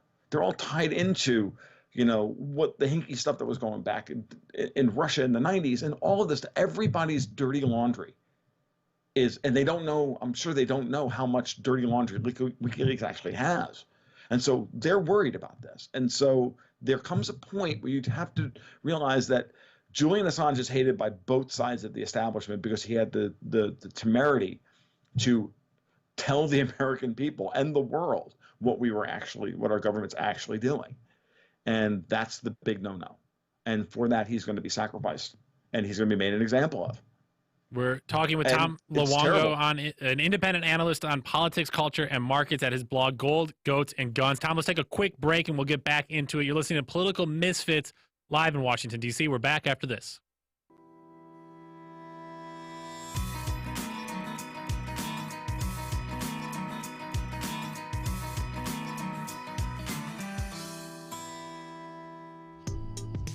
In traffic?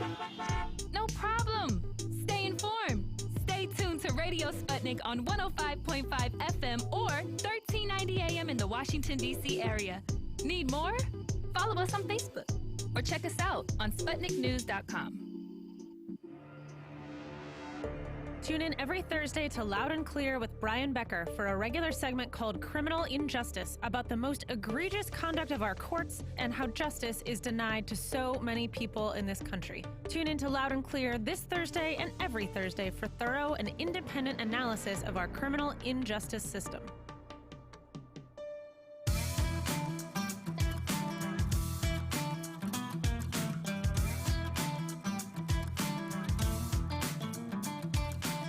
Welcome back to Political Misfits, where we are not afraid to go against the grain. I'm Bob Schlehuber here with Jamarl Thomas. Today we have been talking about Julian Assange, WikiLeaks, Roger Stone sentencing, and whether or not Donald Trump will pardon Roger Stone. We also want to take a look at some of the potential stories in which how tech and media companies are regulated.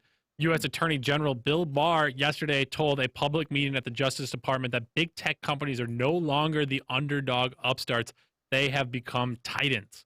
The meeting was to review Section 230 of the Communications Decency Act, which protects companies like Facebook, Google, Twitter, and others from most liability involving content posted by users. Section 230 holds that these companies can't be treated as the speakers or publishers of such information, and therefore shields them from liability except for content that violates criminal or intellectual property law. But that might change. Reuters reports that regulators are reconsidering these protections, which first helped online companies grow, but are now increasingly viewed as impediments to curbing online crime, hate speech, and extremism. Both Democrat and Republican lawmakers have called for changes to Section 230 that could expose them to more lawsuits. Some Republicans are concerned that Section 230 prevents them from taking action against internet services that remove conservative political content, while a few Democratic leaders have said that the law allows the services to escape punishment for harboring misinformation and extremist content. The Justice Department did not advocate a position at the meeting, but William Barr did say it was questionable whether 230 should prevent the American government from suing platforms when it is acting to protect American citizens. Tom Luongo continues to join us here on Political Misfits. You can read more from Tom at his blog, Gold, Goats, and Guns.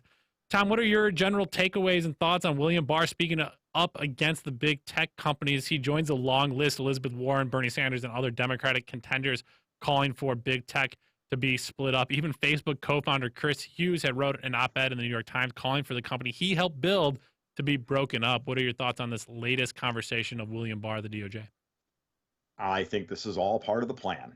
This has been involved, that they've been working for years, starting with Soros and Tom Steyer, and the paper trail and the money trail. And this is very clear that going back to the early days of net neutrality, that these guys have been working to get control over the access points to the and to have control again over the access points for information. And they tried it with net neutrality, and Trump blew that up. Now we're moving into this Section 230 thing, and to me, this is a classic Straussian thing where they want control over the social media companies. They want to be able to create this a barrier to entry of making a new social media company. And by doing this, what they're trying to do here is they're trying to goad conservatives into creating the manacles by which everybody is constrained and how they speak. Section 230 is about saying that your platform, if you're a neutral platform and you don't exercise any editorial control whatsoever, then you can be shielded from prosecution. But what has happened over the last 3 years, at the urging of the very people who are behind this, people like Soros and the DNC and all these same terrible, corrupt people, what have they been doing? They've been deplatforming people. They've been hiding behind the libertarian rhetoric of, well, they're a private company and they have the right to host whatever content they want. Sure, as long as it's not going over the publicly funded bandwidth and publicly funded wires. So no, the argument is that they're doing this on purpose to goad people into saying this situation is unfair, in order to create the very regulatory control that they want, because they want the same control over the social media companies that they've had over the cable companies, that they used to have over the cable companies, and stopping what information can wind up on your cable service, or how many cable providers you can have in an area. And it's always about barrier to entry from an economic perspective with these guys. That's what this is about. And then from an ideological perspective, now they can they strip away their Section 230 immunity while they're violating it. Then this is the perfect opportunity for them to then set new rules for what kind of speech is allowed on the social media networks. That's the goal here. And they want to be able to say this is what you are and are not allowed to say. This puts me in the mind of. So years ago. There's a book, I think it's called Germany at War, or Coming to the Third Reich. I don't remember which one. They're starting to blur. Mm-hmm. But they talk about radio as radio being a disruptive technology, and how during the time of the war, that for the most part, the thought was, if you use the radio station listening to something like the BBC, you can get 10 years in prison. Like, they were trying to find ways to criminalize you hearing other perspectives and other opinions that went against the propaganda that particular state was putting out. Not to be hyperbolic on this, but I got to be honest, it sounds very similar. Like you have, and this is bipartisan, by the way.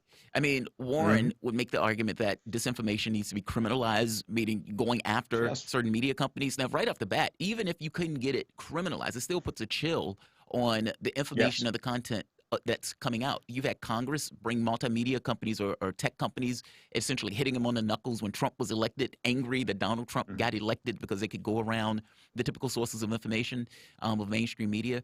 And now this, I mean, where you have a situation where they're talking about effectively undermining the protections that are available for platforms. And I agree with you on the second point, this notion of going after. It's not just right-wingers. It's also on the left. I mean, people who are pushing for Palestine, people for making that. Yeah, I mean, so it's not like it's almost it's a bipartisan thing that seems to be going after, quote unquote, the populace, as opposed to enshrining a narrative that keeps getting undermined. No one cared when Alex Jones was deplatformed, right? No one cared when Actually, Gab had their. I mean, I know. I mean, rhetorical, but I agree. I know you were, Jamal. I'm being hyperbolic, but do it on purpose. Like, Alex Jones was deplatformed. Gab, they went after GoDaddy and his DNS service and their DNS service to take them off the internet after the Pittsburgh shooting. They're doing this stuff on purpose in order to get these companies who do have an ideological bias within their organizations and just allow that to percolate to the top and use that as a means by which to get people outraged and then call for their own controls. And the truth of the matter is that the best way to handle this is to allow the people who have been harmed by this process of editorial control, where the Facebook punishes conservatives and allows, or Twitter, for example, bans conservative who says the wrong thing today, and then the same kind of behavior is not banned, and then you've got a mismatch, and then you take them to court over having ruined your business. Twitter should be held for liability for violating their Section 230 immunity.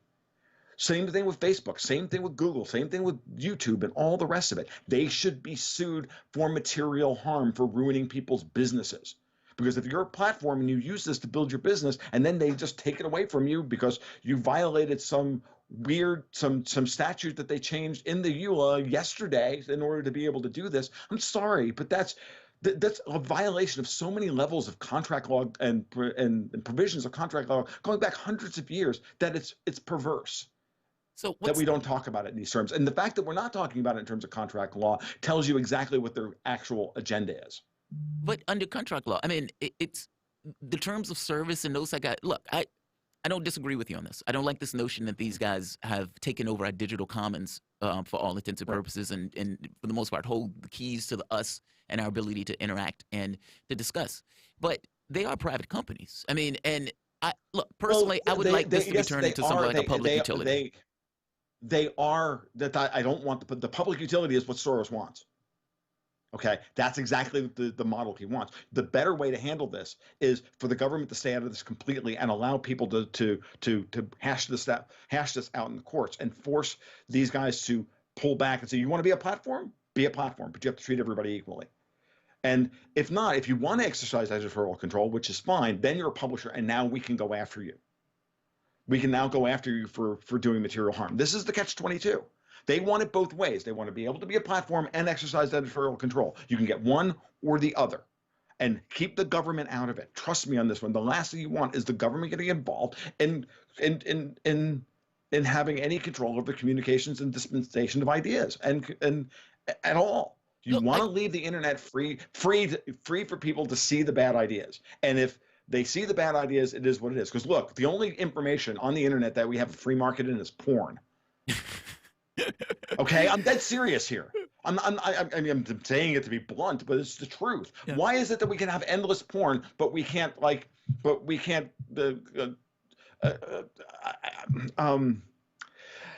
God! I know what you mean. The sharing of ideas, for whatever reason, gets constrained. However, porn can be prolific. I think part of that has to do with porn is behind the shadows, as opposed to the language that's in everybody's face. And look, believe it or not, I agree with you on this. This is not a situation where I want government coming in saying this is disinformation, this is the Ministry of Truth, where this is what we're considering to be absolute God-given reality. Yeah, I don't want that at all. It's just not entirely clear to me on how to fix that. I mean, if trying to go with the notion of contract law and to settle something, that's still law. That's still government. Well, yeah, but it's ultimately private. I mean, contract law is ultimately private law. We're talking about civil suits here that will cost them billions of dollars. Okay, look, how much money could James Woods have gotten Twitter for his bans, for not saying anything at all horrible? Okay, seriously, James Woods was banned for no reason. You don't think James Woods wouldn't have the money to be able to go to Twitter and take them to court and win a couple $1 million? Are you kidding me? Now multiply him by 1,000 or 1,200 or 1,500 people. Imagine Alex Jones. Like, if he had actual access to, but my point being is that I agree with you that what you're worried about is the practical application of this. Because at the end of the day, all of these EULAs are so unenforceable, they might as well be contracts of adhesion. Okay? I mean, they bind you to behavior that is beyond any reasonable guarantee of service on their part. They can unilaterally abrogate the contract. It's crazy how badly these people treat all of us. I have, and most people, and the idea that they're trying to use they're a private company, that libertarian argument. I'm like, yeah, but you don't realize that what would actually happen in an honest to God free market here. And the problem, my real problem is, and where the failure is that we know ultimately that the court system itself is so thoroughly corrupt that we'd never get proper redress in the court system either. And that's the real problem. And ultimately, watching all this stuff play out, if from a practical standpoint, I'm sympathetic to the argument that the perspective, well, we need to do something. I'm sympathetic to that, but I still hold the hard line. Don't let the government involved in this. Don't let them get the win that they want, which is to have this, let them have that nose under the camel nose under the tent, or whatever metaphor you want to use. Because the better way is to truly fight these people at every level and to take their money away from them and to start, alternative platforms and the rest of it. And this is where I think crypto has a really big part to play. And because at the end of the day, once you start putting stuff on the blockchain is eternal and you can't get rid of it. And so there's a big technological shift that's going to occur here that'll obviate 90% of this stuff in the next 5 to 10 years. Because if you look at what's happening in the crypto space, it's pretty obvious that people are looking for ways for us to communicate that exist outside of IP protocols, and it exists outside of that stuff through distributed networks and peer-to-peer networks that you can't that they can't fight. Tom, you're previewing our next conversation. Thank you for that. We're going to talk about big tech cryptocurrencies and their efforts to gain more of your capital through their platform. Tom, thank you so much for joining us. That was Tom Luongo, independent analyst on politics, culture, and markets at his blog, Gold, Goats, and Guns. There's also a podcast that you can listen to there as well. Tom, thanks again for listening, for joining us. Thank you for listening. We're going to be back with more after this quick break live in Washington, D.C. We're back after this.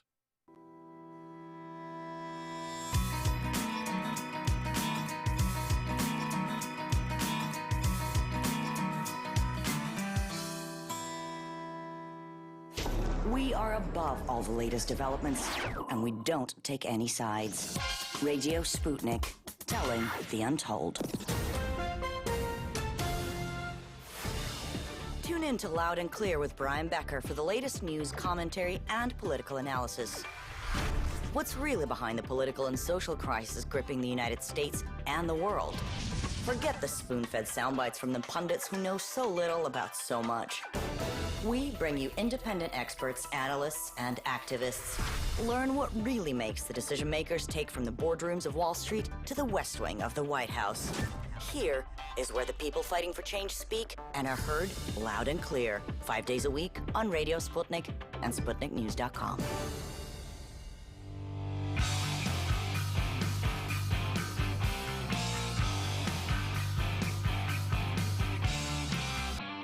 Welcome back to Political Misfits on Radio Sputnik, where we bring you news, politics, and culture without the red and blue treatment. My name is Jamal Thomas. I am here with my co-host, Bob Schlehuber, and it's Thursday. You know what that sound means. It is Trends with Benefits. Trends with Benefits. I love that. Call us at 202-521-1320. That's 202-521-1320. Or tweet us at Sputnik Misfits to get in on the conversation. We have one person, Aisha's Best Life. Who do I have to slap around here to get a conversation on Julian Assange for the next debate? Well, the next debate is coming up soon, if I'm not mistaken. Tuesday, yeah. South Carolina. So that's going to be a really good question on who you have to slap to get a conversation on that debate. I would imagine maybe Tom Perez or somebody like that. But right now, we're joined by web designer and technologist Chris Garaffa to talk about the trends of tech and tech-adjacent companies to act as banks for their users. Patreon being the latest, with this new feature called Patreon Capital. So just as a quick primer, Patreon is a platform that allows creators to make money from their audiences.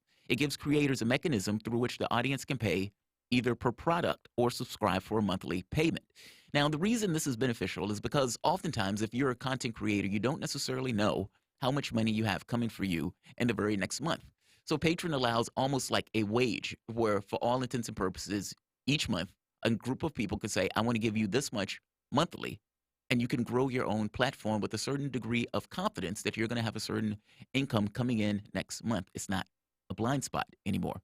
The site says it has over 100,000 creators earning salaries from over 2 million monthly supporters and has earned creators over $350 million total. Now they're offering an alternative financing service. So The Verge described this as essentially a cash advance. You get money now in exchange for your future earnings plus a small premium. Hot Pod News said that a dozen of these loans have been given out so far and discusses one for $75,000 that went to Brooklyn-based podcast Multitude. In an interview with The Verge, Carlos Cabrera, Patreon's VIP or Vice President of Finance, said, given our history and positioning as creator support platform, Patreon believes we're in a better position than banks to provide creators with the business support that they need. After all, Patreon has access to all of the data about the creator's earning history, what they offer as benefits, how much they engage with their Patreons, everything needed to forecast the earnings and the retention without a creator even needing to submit an application. Cabrera went on to say, this would have essentially been impossible for a bank to replicate.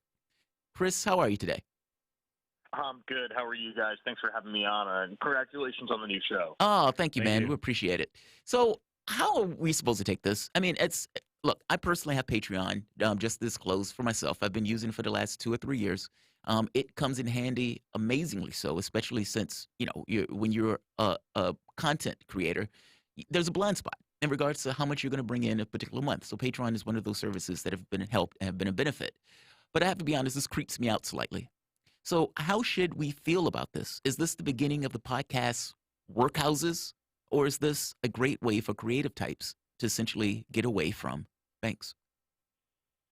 In the short term, it's the second. It's a great way for creatives to get a little bit of funding to do, what they want to do. While they're waiting for more people to discover their product, discover their service, or whatever it is that they're creating. So I back a number of Patreons. I get a lot of value out of it, but it's also a little scary to me that Patreon is engaging in this sort of service. You quoted Carlos Cabrera, but we should also look at what Patreon's CEO Jack Conte said.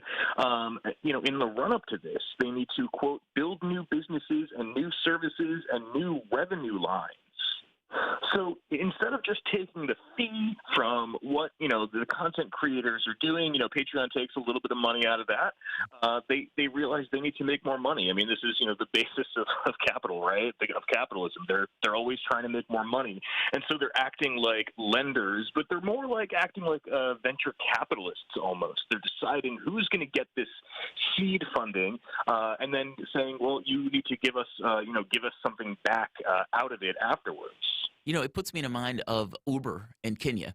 When my wife and I was traveling in Kenya, Uber would give them the car, but they had to pay for it. Meaning, so think of it as, all right, we're going to gift you a car. This car is going to cost a certain amount, and you give us a certain amount of your wages and earnings in order to pay this back in 2 or 3 years. It's that type of stuff. It's slightly creepy to me.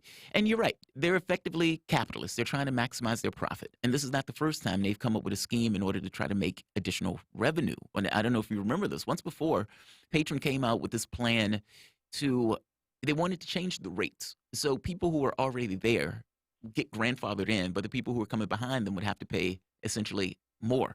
Now, there was a huge pushback on this where people is even contacting me saying, yeah, dude, I really like to support your content, but I can't get involved with Patreon doing this, in which case they had to some degree relent on pushing this particular policy. They just send you the cash in the mail then? Well, I know, right? Well, either PayPal or some other process. Cool. Of Okay, there's alternative ways. But I guess the question becomes, are they wrong for this? I mean, they are capitalists. I mean, they are in a particular system in order to maximize their profit. And even though me as somebody who might use Patreon and other people who might use it may feel sketchy about it, I mean, is this, I guess, unsettling? Should I be unsettled by this, if that makes sense? I mean, is it wrong? I think it is wrong. I think it's actually exploitative. They're taking advantage, certainly, of the fact that the gig economy is booming. You mentioned Uber earlier, and they have that in the U.S. too, right? Where they basically give you a car that you can use to make money money on Uber, but part of your weekly pay actually goes right back to them to pay for the car. It's pretty ridiculous there. But yeah, I mean, the gig economy is so big because people have a hard time finding, one or two or more jobs that are going to pay their bills. And so, many of us go out, as content creators, as independent journalists, or what have you, and rely on our supporters to help us make our income. And Patreon just wants to make more and more money off of this. So not only do we have this crisis of good-paying jobs and people being, sometimes forced into being, creators. Many people certainly want to. I enjoy the stuff I create, but of course we certainly need to pay our bills. So we're going to see more of this. I think we're going to see more and more exploitation from companies like Patreon that seemingly provide a service for creators, but ultimately are out to provide profit for their own board and investors. Yeah, I don't trust Libra there over at Facebook either. Let's get a few quick calls in here. We first have Harold talking about tech regulations. Harold, thank you so much for calling in. Hey, what's going on, guys? Not much. What's on your mind? Well, my comment was from when you guys were talking about net neutrality. Mm-hmm. Basically, I saw a comparison in, the Telecommunications Act of 1996 and what that did for the information field. But I saw net neutrality as almost a modern day Telecommunications Act of 1996, right? So they can control or put pressure on ISPs on what they allow over their lines, or even ISPs due to their own nefarious reasons want to block, say, shows like yours, Political Misfits, or just block Jamal Thomas's show and say, hey, you can't run it on our lines, right? So yep, and that was kind of my comment. Great. Let's get Chris Garaffa's thoughts on that. Chris, let me slide in one more phone call. So let's hold what we just shared there and get what Nick has to say. Nick, you're on the air. Nick, what are you thinking about today? Yeah, actually, I had to comment on the whole tech thing coming into how you were talking about Patreon, how it's like almost becoming more capitalistic. And I feel like this should be like an indication that maybe this social movement that Bernie Sanders is putting forth probably needs to be utilized to kind of combat that. Whereas I think that we need to probably start instilling more like shareware type technologies, and kind of maybe have like a movement, so that companies, once they become more established, they won't feel inclined to like monopolize so much, Absolutely, Nick. Those are all great points. Thank you, both of our callers, for calling in. Chris Garaffa, technologist. Any thoughts on net neutrality, Telecommunications Act? Any candidates to support or software that we should be looking at to help us keep the internet free and open to us users? Yeah, I mean, net neutrality is so critical. We had a blow, but we are still in an ongoing battle, to restore and save the concept of net neutrality, which just basically says companies can't decide what content we're allowed to see on the internet. The caller was right. A company could decide that Sputnik is not going to be, they're going to slow down access to the Sputnik website or live stream. We need to fight to retain what we have now and get real net neutrality. In terms of software that people can use, the Tor browser, Tor, is one of the best tools. It helps you anonymously browse the internet. You can connect, you're connecting to servers all across the world. So if you're blocked in your country, you can try using Tor to get around that and get into the website that you're looking to get into. Nick's question or Nick's point on, on Bernie Sanders and his relationship here, I think Bernie Sanders does have, some of the best tech policies that go along with his economic and political policies. I'm not Sandersista, or however, people want to say it, but I am a big fan. I think he's, certainly moving the conversation, and that's what we need to be doing. We need to have this growing conversation and bring in the economic issues that people are facing day to day into the tech sphere, where we often think it's just a whole bunch of white dudes, making hundreds of thousands of dollars a year writing code at Facebook. But the reality is there are many of us out here, trying to do good work and actually help people, instead of just make, obscene profits off of it. And, to be fair, a lot of technology has this benefit of being shared. I mean, you'd be surprised. As a software engineer, one of the things we used to get by on was, for the most part, just people who would give their technology away for free. So that is this kind of component associated with software.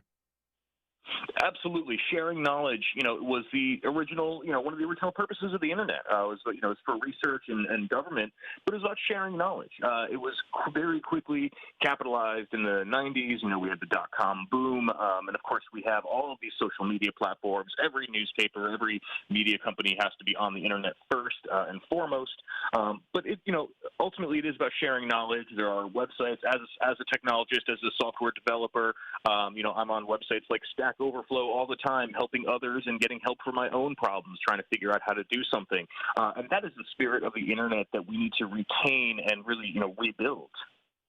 Yeah, I just want to shout out. I was telling Chris about season 6 of Silicon Valley, trying to create a decentralized internet, and how do you actually break away and rethink about the internet altogether. A comic take on it on HBO. Great show to check it out. Chris, thank you so much for joining us. Chris Garaffa is a technologist and a tech expert and a big, big friend of Radio Sputnik. Chris, thank you again for joining us. We're going to take one last break before coming back with a few more stories before we get out of here for the day. Give us a call, 202-521-1320. You're listening to Radio Sputnik, Political Misfits, live in D.C. We're back after this.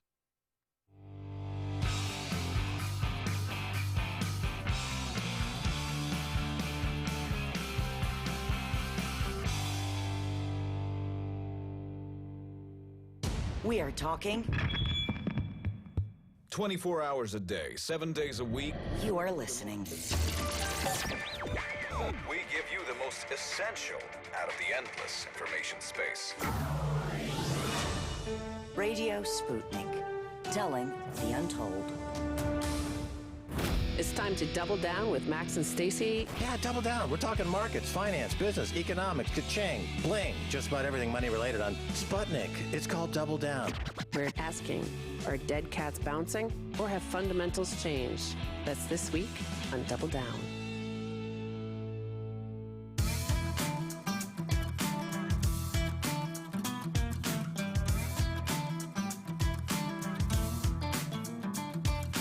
Welcome back to Political Misfits on Radio Sputnik, where we bring you news, politics, and culture without the red and blue treatment. I'm Bob Schlaber here with Jamarl Thomas. A few more stories we wanted to fit in to make sure we didn't miss anything. Jamarl, I'm going to give you the pick.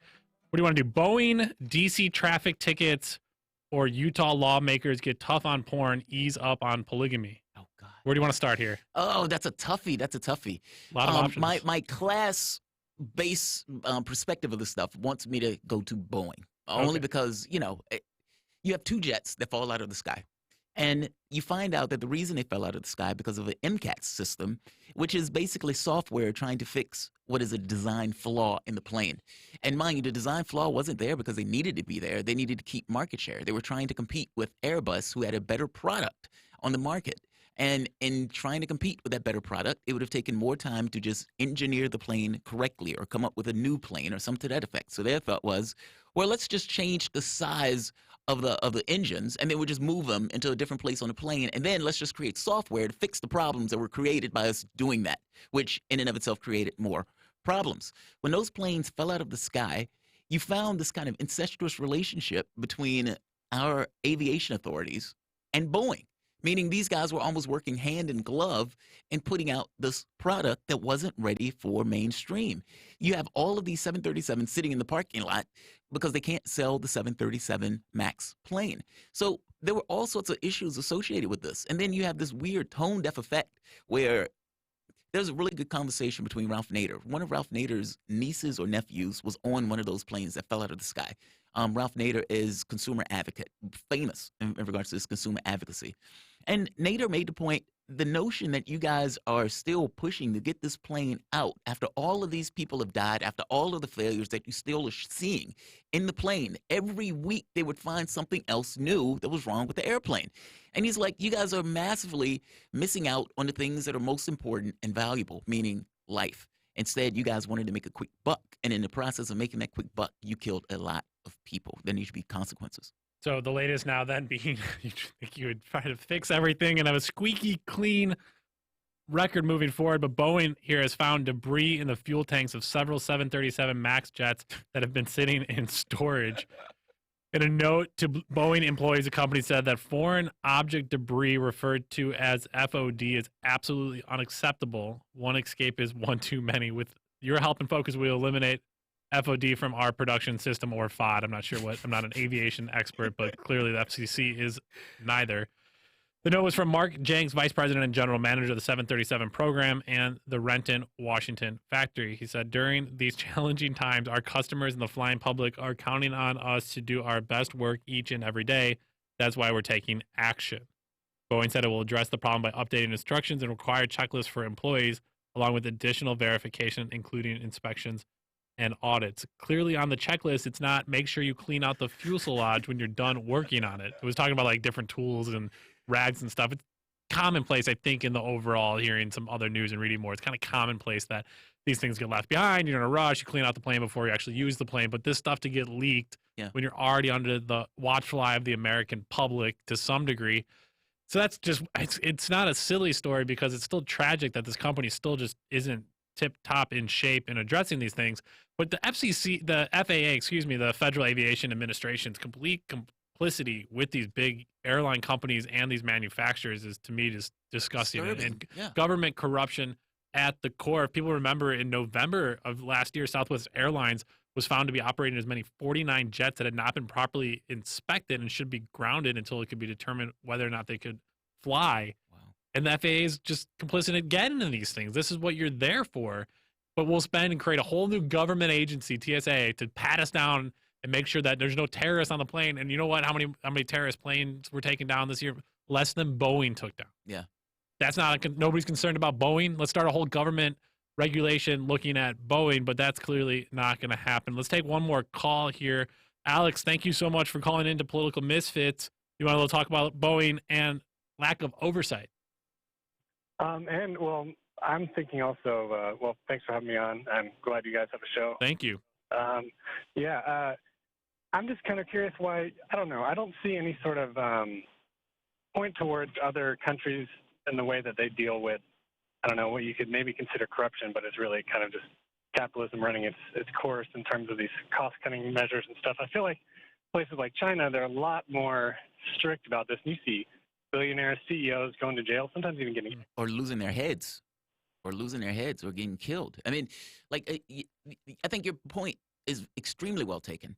When I was watching the hearings for the Boeing company, I kept looking, I was watching, I was like, how is there no consequence for this? I mean, they made a financial decision on something that caused a lot of lives.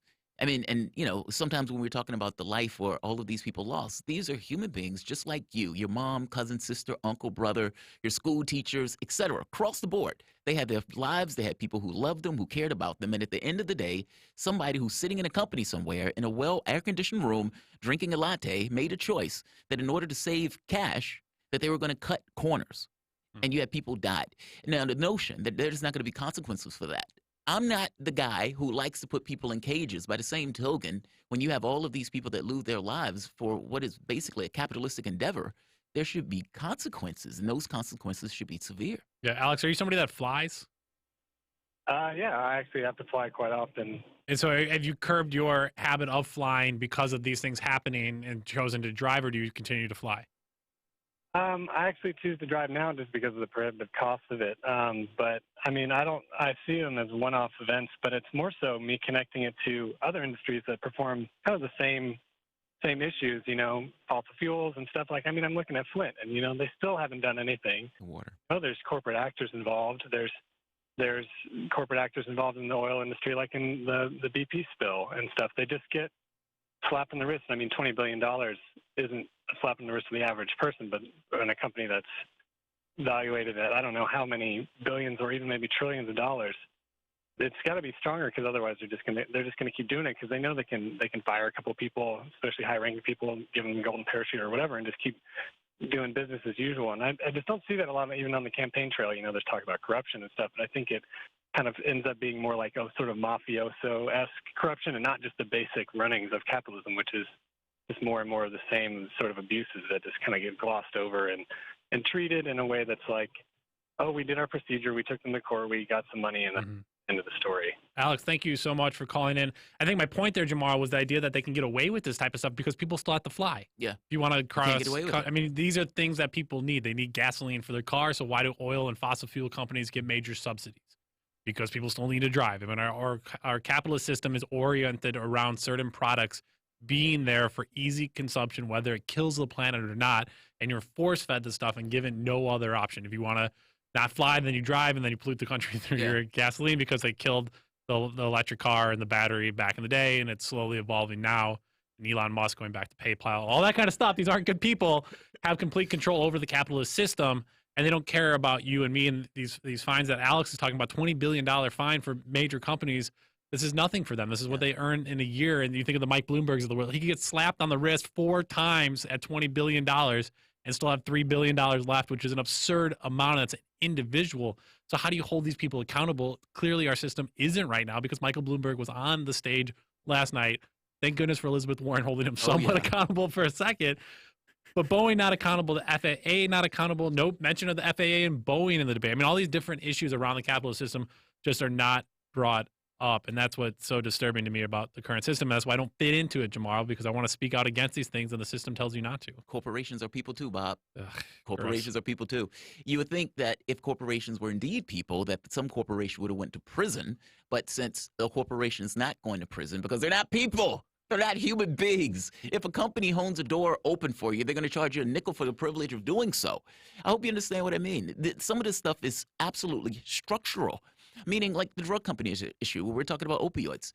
How do you deal with an opioid company that has every incentive in the world to put out as many pain medication or as much drugs as possible for you to consume because that's the way they make their profits? Or laptop companies. You make a product that for the most part goes in the toilet after 2 years. Why? They don't have to build it that way. They build in the planned obsolescence because year after year after year, you need to buy another one. And again, that's how they make their profits. But think of what that means. All of the technology that takes to make your computer work, all of the fine minerals, the thing that needed to be mined, people in horrible situations in order to pull out one chemical after the next. And within a year or two, because of fiduciary responsibilities or financial pressures, it's tossed that fast. That's the way our system is structured. Whether it's the Boeing thing, everything is done for the purpose of profit, not necessarily for the purpose of doing it in and of itself.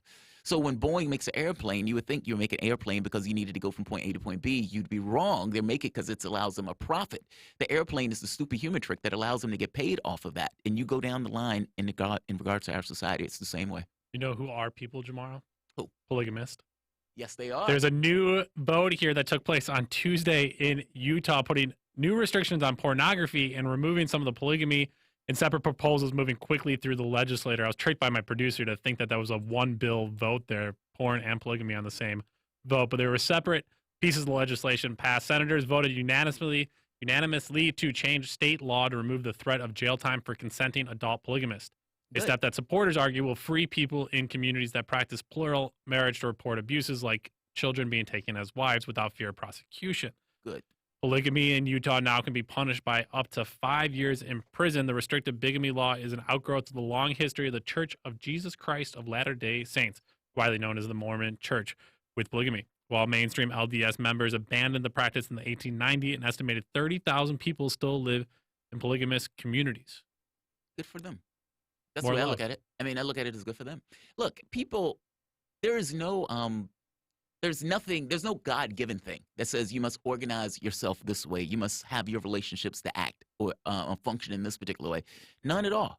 These are just choices within the context of our society that we choose to do A or we choose to do B. And oftentimes there's no value in one or the other. The only difference is relative normality.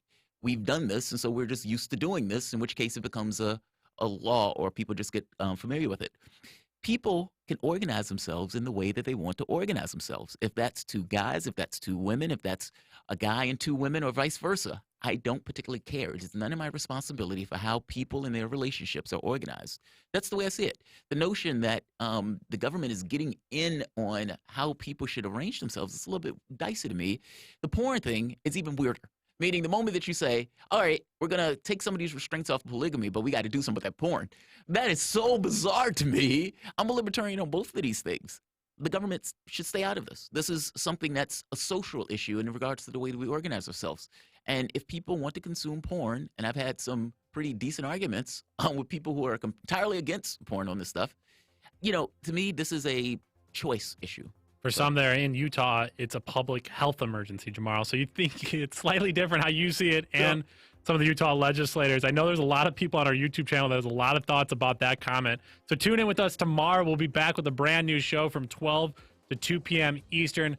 Thank you to Tom Luongo, Chris Garaffa, Ryan Dimitri, and Michelle in the booth for running a fantastic show. Thank you to Jamal Thomas. I'm Bob Schlaber. This was Political Misfits. We'll be back with you tomorrow. Thank you again for listening. We'll see you tomorrow.